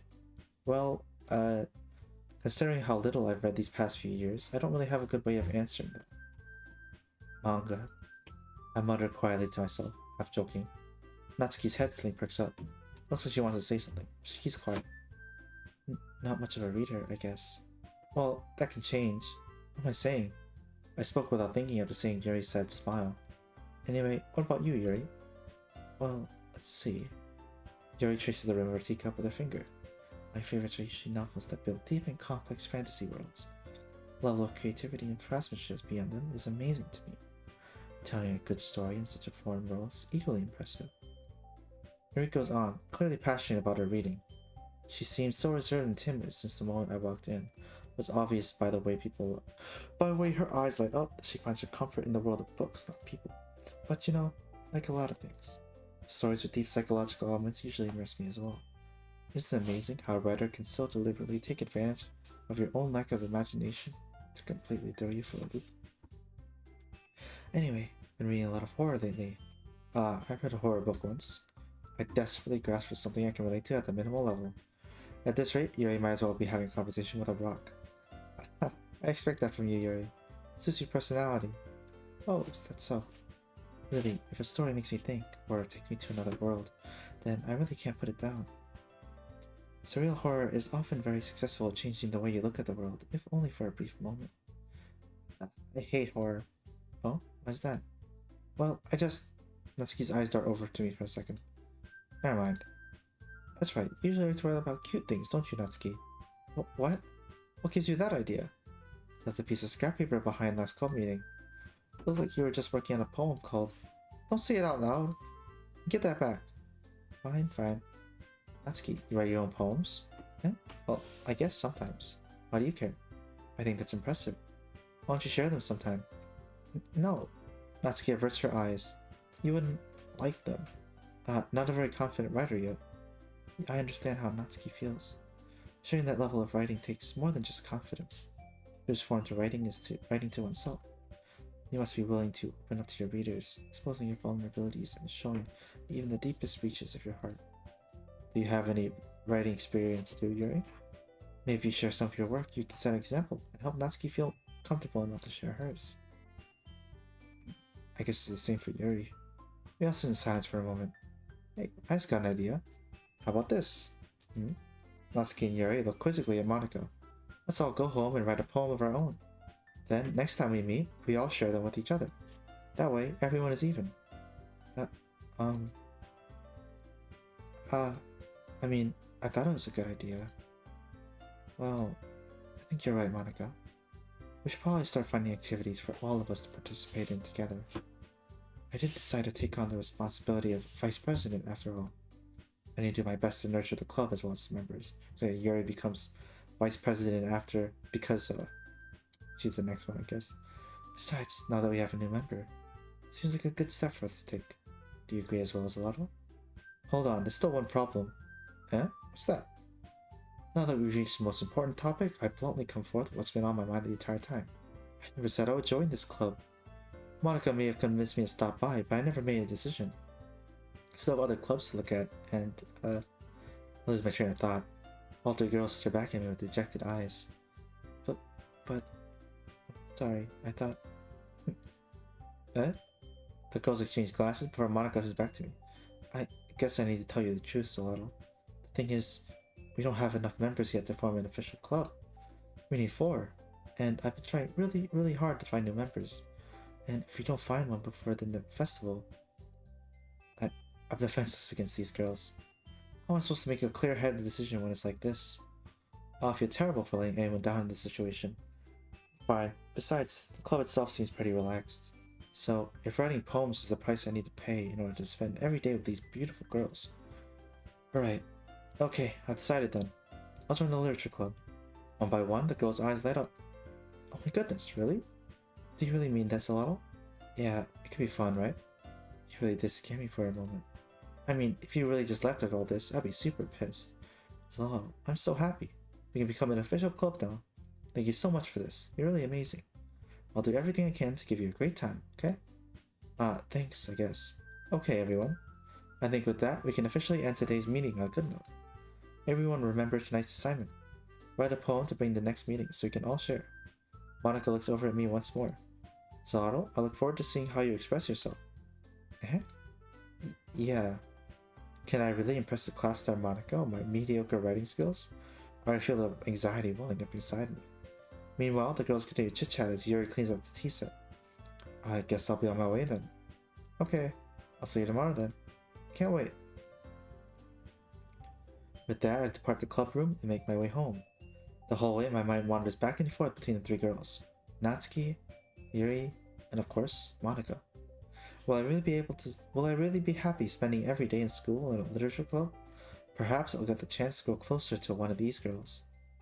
Alright. I'll just need to make the most of my circumstances, and I'm sure good fortune will find me. I guess that starts with writing a poem tonight. And then, it's poem time, but you have unlocked a special poem though. Let us read this before we end. Yes. A dream. I was wandering in an abandoned warehouse at night. I was lost, looking for an exit. I just wanted to go home. I came across a huge empty room, its ceiling and walls beyond the deep blackness. My steps were quick in order to hurry to the other side, or to a wall, anything. Suddenly, the ground was no longer beneath my feet. I stepped into a hole of indeterminate width. I fell for a good 5 seconds before crashing into the warm water.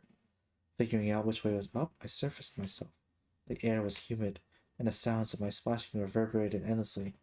My vision was completely swallowed by the dark. With one hand, I could feel the damp metal wall of the container. My lungs were already getting tired.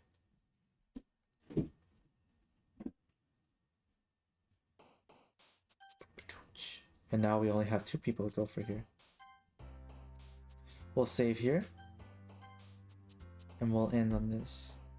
If we're watching, this is Act 1. I will continue. I'll probably keep going pretty recently. Probably Saturday, but I'm not sure. I will make a tweet when I figure it out. I like the music, so let me look at the music while I figure out who to raid.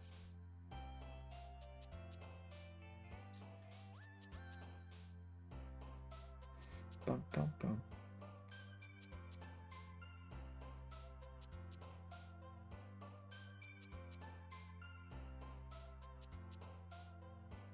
Who's this person? Server. You can make your own server. Goodbye, Completely for free. No, why does the part Yeah. always say I just vibrated my teeth on each other and oh man. Yeah, okay. This person I've not rated before, I believe. Name is Oyasumi Asa. I don't remember where it's from. But anyways. Chance to follow that's how it is. They are playing Valorant. You fell asleep? That's fine. You can keep sleeping if you need to. You got, or I don't, you don't have time, but you have to be up early.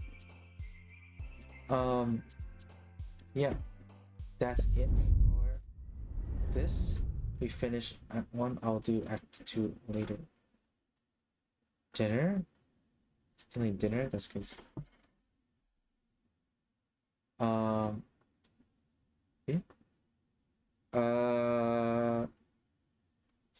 So here's my socials if you want to follow for the next time I play this game. Here's the raid message.